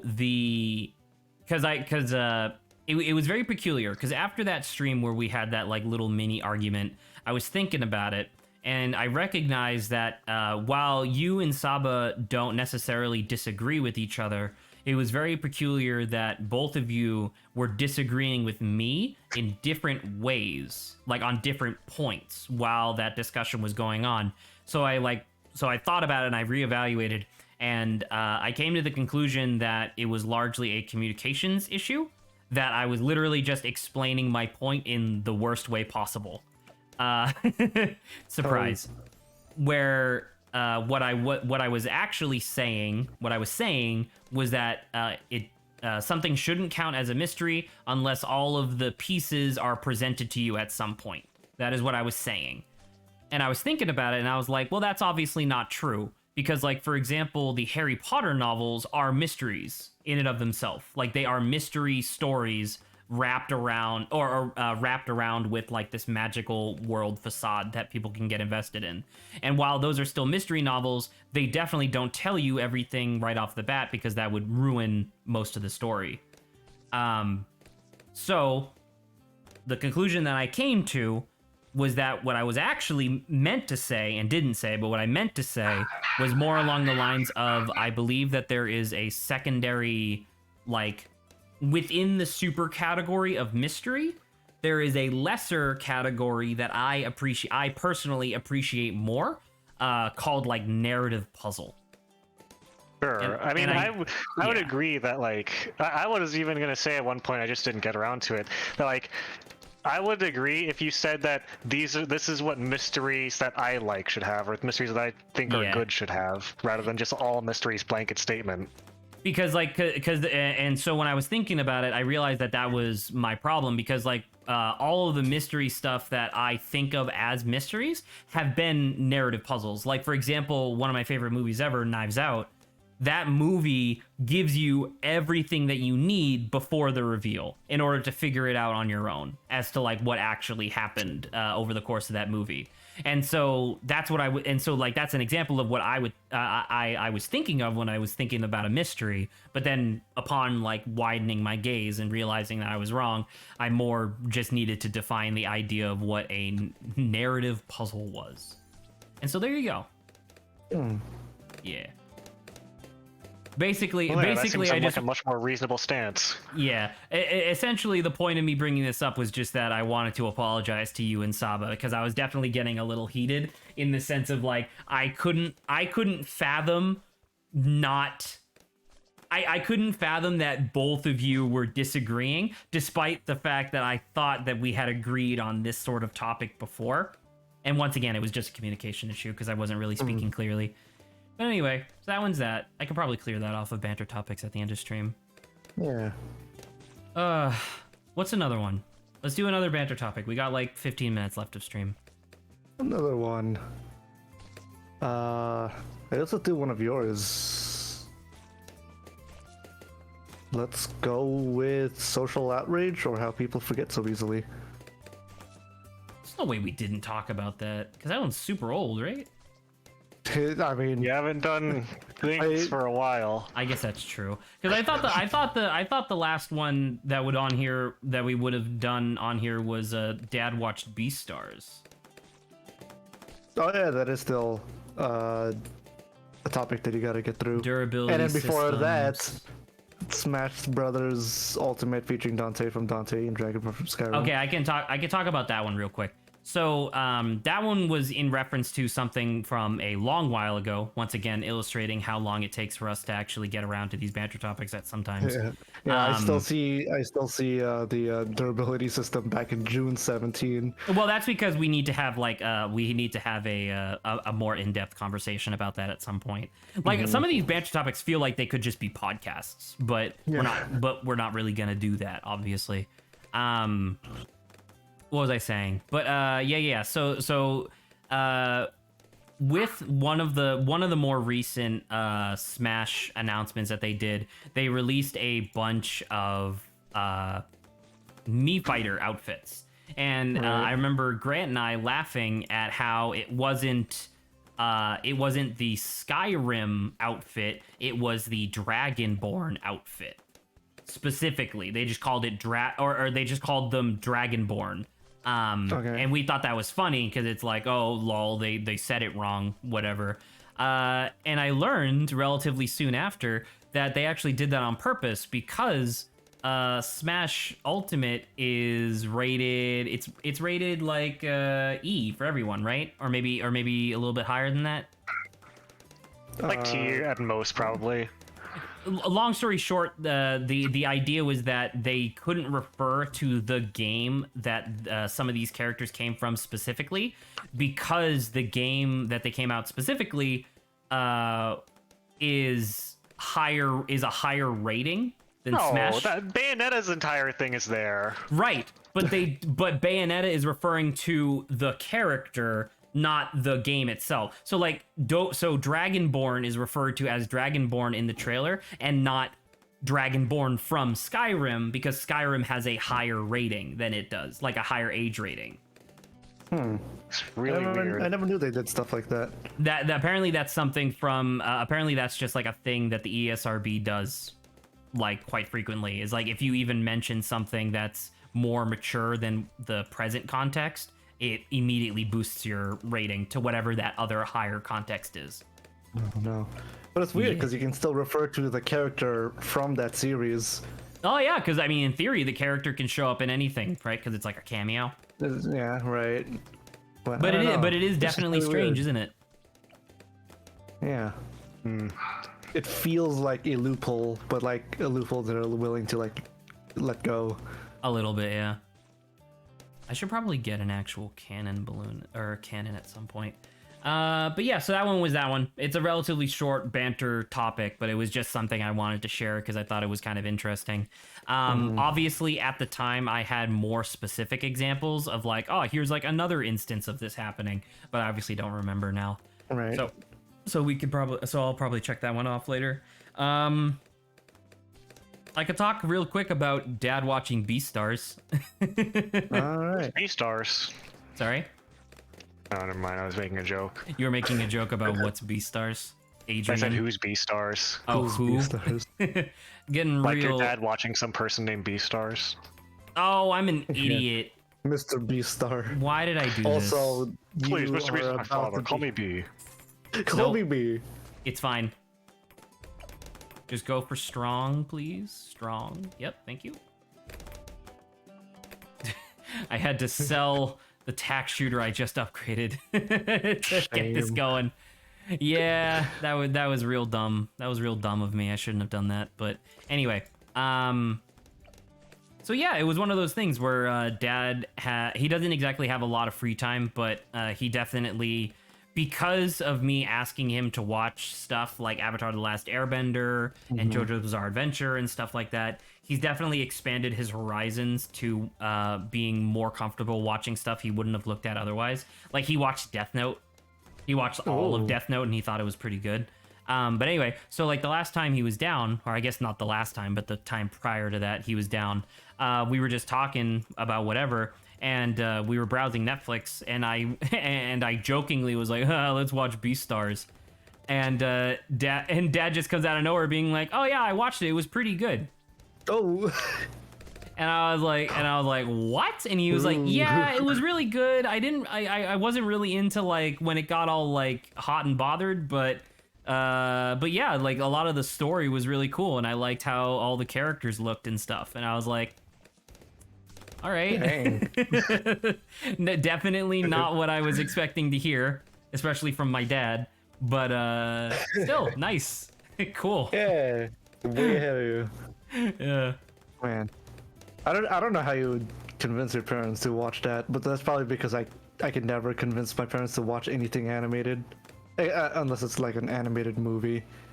It really came down to the fact that for like my last like 4 birthdays in a row, I've asked for like JoJo manga.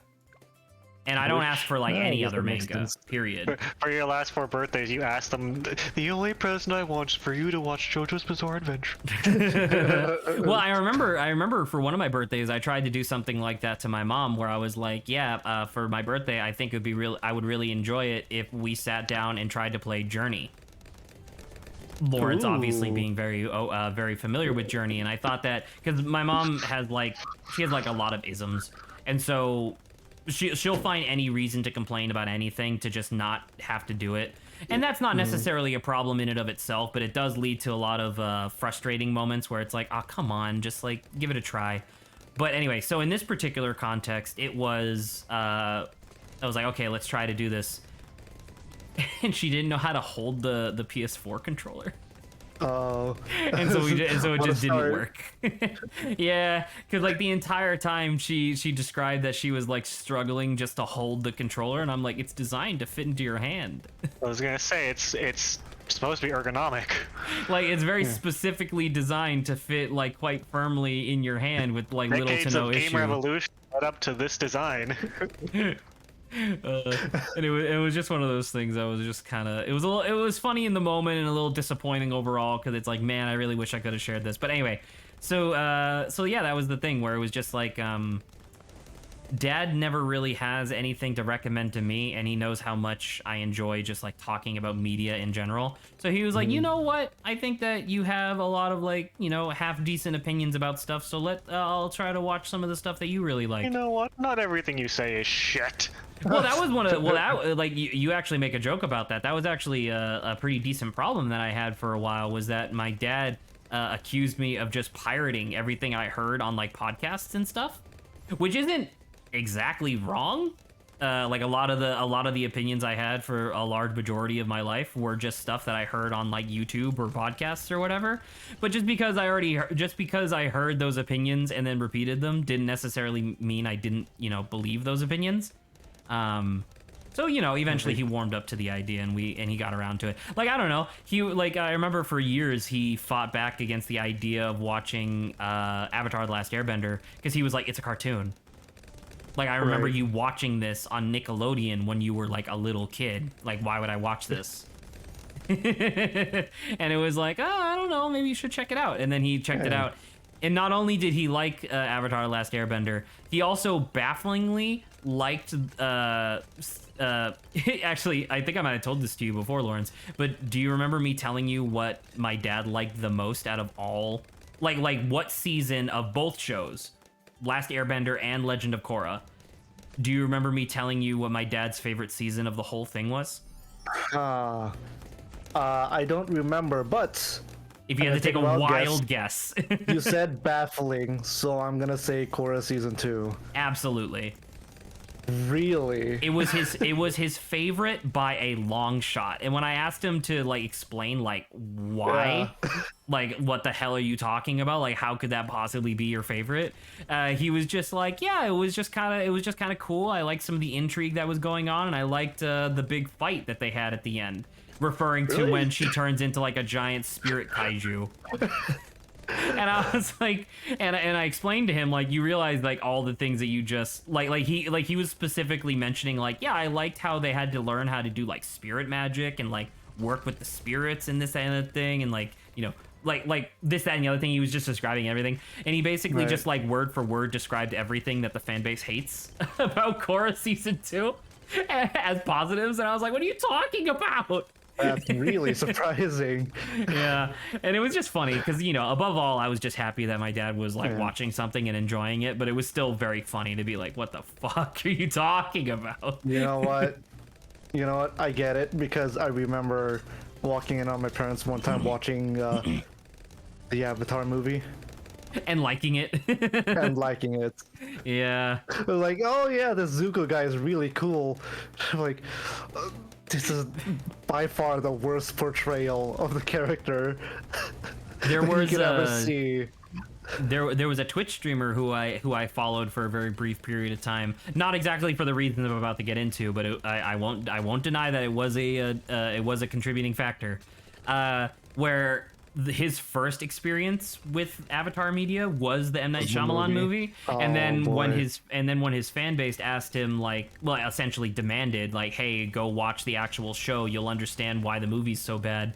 He came back like a week later and be like, yeah, so I binged the whole of Last Airbender and not as good. Oh. You know one of the things that he cited, which is exactly one of the things that M. Night Shyamalan cited when he was like making the movie. He was like, the streamer was like, yeah, it's kind of bullshit that the firebenders can just make fire. What? But that's the point. Yes, that's the point of firebenders, is that their power is OP and ridiculous. And he's like, oh well, that's not fair. Yeah, why didn't they just pull fire from like torches or something? Yeah, like it make like that was its exact argument. Was like, yeah, it makes more sense for the firebenders to have to like already have a fire, so that way it's more evenly matched across the different bending styles and whatnot. And it's like, that's like, if it was evenly matched, the Fire Nation would not have almost taken over the world. You know, this is a fascinating perspective that I could never fathom. Yeah, but fun times. Fun times. One of these days I'll get my parents to watch something animated.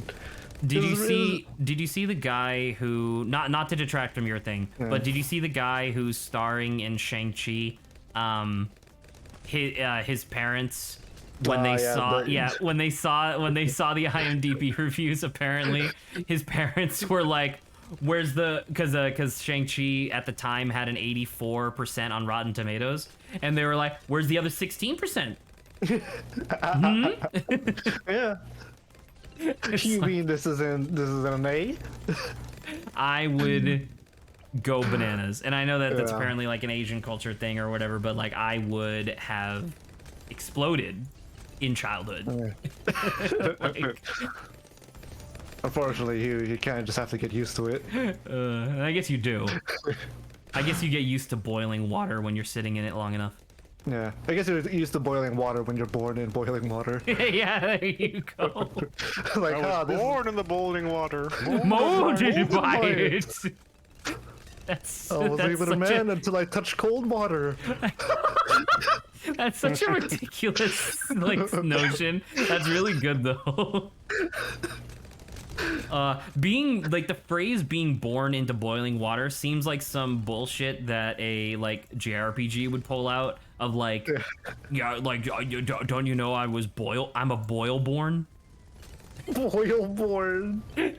Like that's how they illustrate that not only that seems like, let me be real, from what I know, that seems like some Avatar shit. Boil born. What does the born have to do with the thing? Not the born part, just the concept of being born in boiling water.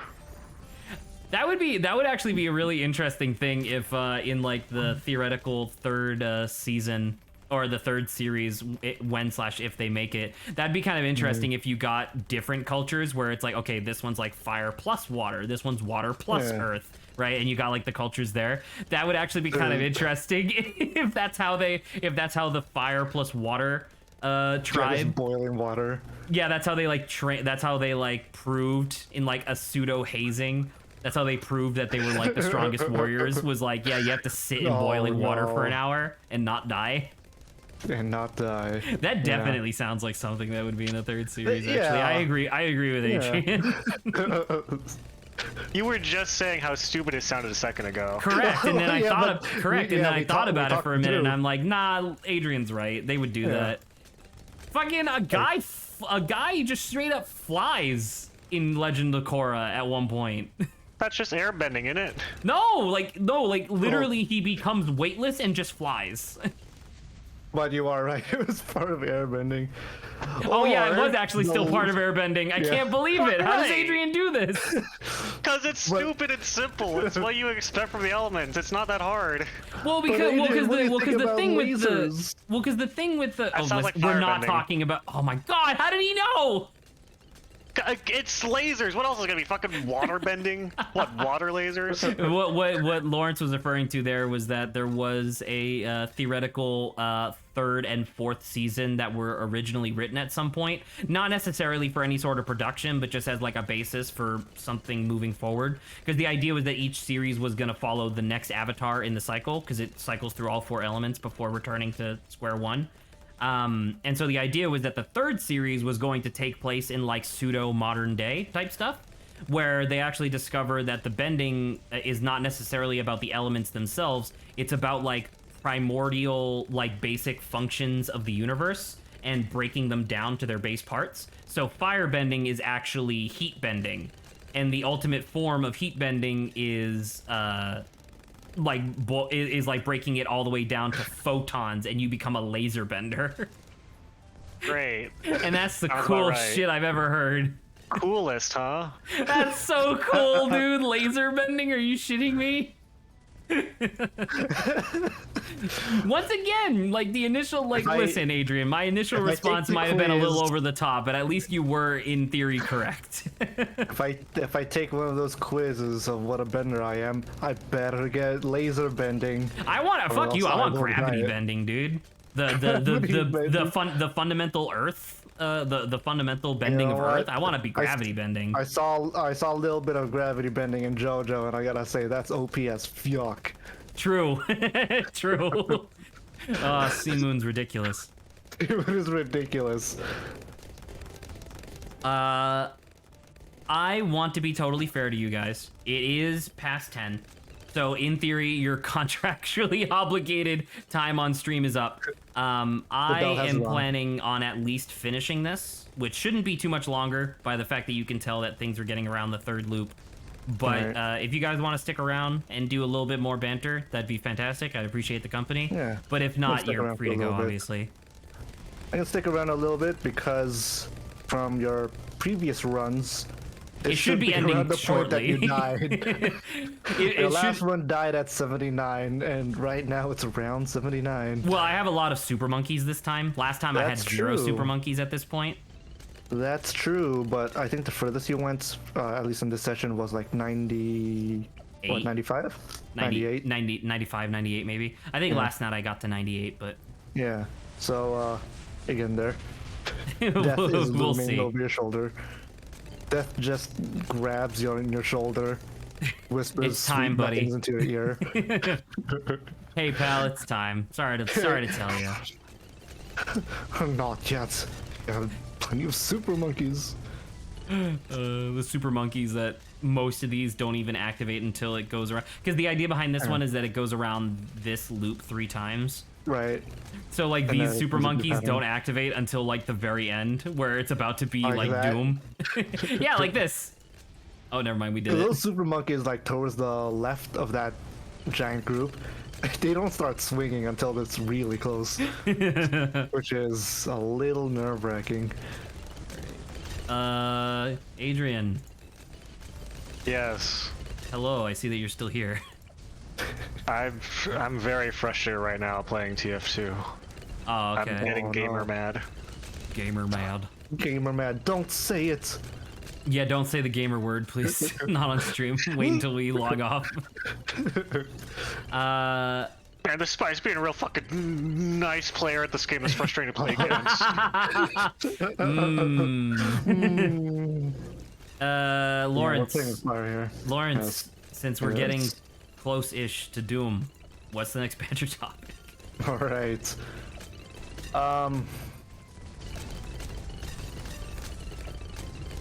Let's see. I'm trying, by the way. I'm like, because last night when we got around to this point, I was just like, yeah, I'm just gonna stop buying things and just see if we die. But I actually want to see how far we can go because we have a good build going here. Yeah. How about this one? When was the last time someone asked, "What's the meaning of life?" Oh, and that's a me one, right? That is a you one. Yeah, so I was thinking about this because that was like a really huge philosophical idea for a really long time. Like not only in classical philosophy, but just like philosophy the world over. And I was thinking about it, and it's just like, yeah, it's a little weird that like people don't really ask that question anymore. Like people aren't really, I feel like people at large aren't really concerned or interested with the meaning of life as much. And I don't know if you guys would necessarily agree with that per se, but that was just an observation that I had that I thought was kind of interesting. Well, what does it mean to start questioning what's the meaning of life? Ooh, are you asking the double question of what does it mean to ask it? Yeah. Yeah, I guess so.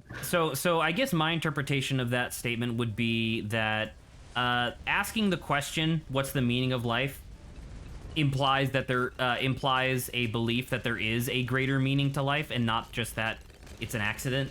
Yeah, I guess. I feel like cuz the, and I don't know, maybe this gets into too much like theocratic ideals or whatever, but I feel like a large portion of the question of what's the meaning of life comes from like religious doctrine, where the idea is that God must have a plan. So like, what's the actual meaning of life if all this stuff happens? Because that was like the thing, was that people would ask like, what's the meaning of life if there is suffering? And it's like, oh, well, it turns out that the meaning of life is that it's an accident and they're suffering because it's also an accident. You know, something along those lines. It's a rather sad answer, I might say. It's a sad answer, sure, but it's also kind of comforting, I guess, in that sense of just like, if there really isn't a meaning of life, at least that means that you can't fail. I guess. I don't know. Is that actually is that a weird statement that I just made there? If there is no meaning of life, at least that means you can't fail. I mean, that is a very reassuring thought that I used to have constantly. Really? Was that in theory there is no way to fail at life? Yeah. Life is what you make of it. Life is like a conversation. There doesn't have to be a point. It can just be... Oh my god, we just died. Oh! I forgot to give... So quick explanation. These monkey villagers things, they have an upgrade that's like quintessential to this setup that I have going here, which is radar scanning, which allows any monkey within its radius to shoot camo balloons, which normally is very difficult to do. Normally they just don't do it.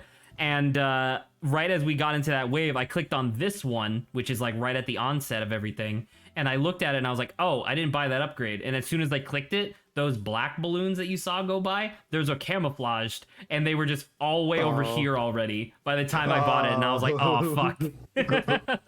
Jesus. Oh, that's what is really... the meaning of life?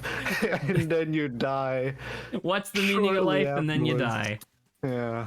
I guess that is the meaning of life. Sometimes you miss the camouflage and then you're doomed before you know it. I guess so. All right. Well, that's good. That was a good stream. I feel like shit. Jesus. I got really mad in a game and I'm salty about it now. Oh no. Down after so this. sad. Actually, can we? I mean, we could still go, but like, I wanted to finish that that last banter topic real quick, just so that way I can confidently check it off the list. Of like, why do you guys think that people don't ask that question anymore? Like, what's the meaning of life? I think it's two camps. It's either you believe in some spiritualism and that already terms it for you, or you believe that that doesn't necessarily one, and you just have to make for yourself what you think. Well, I have a bit of a more sad / dystopian-esque answer, which is that people are too busy trying to make do with life to start questioning what is the meaning of life. That's a good answer too. That's a good answer as well, yeah, actually. Because it's just like, I'm thinking about it, and it's just like, I wonder if it's a thing where because there's a really interesting statistic that you can read about. I forget what the name of this principle is, but the idea was that prior to globalized writing systems, where like people could like, you know, exchange knowledge with each other, there was something it was some ridiculous number, like most early stage technologies were actually invented / discovered like multiple hundreds of times by like individual groups of people, but then those people would like die. so the information never got like separated or whatever. And so it's just like, I wonder if part of philosophy in the modern era is the idea that thousands of people will contemplate a question. They'll aggregate all of their thoughts together, come to some form of a like loose like answer, and then that's just there forever. Like, you don't really have to contemplate the answer anymore, because it's just like any form of contemplation is already there. So I wonder if that has something to do with it too, where it's just like people pondered that question for so long that there are no new points that you can bring up in regards to what's the meaning of life, because we've already talked about all of them. It has been talked about for such a long time, and born too late to debate philosophy. Born too early to bang hot alien milfs. No! Yes. Oh, that's pretty funny, actually. All right, good stream. Lawrence will be back tomorrow for Okami. Okami. Yeah. So, ciao. Good night, everybody. Bye, everyone.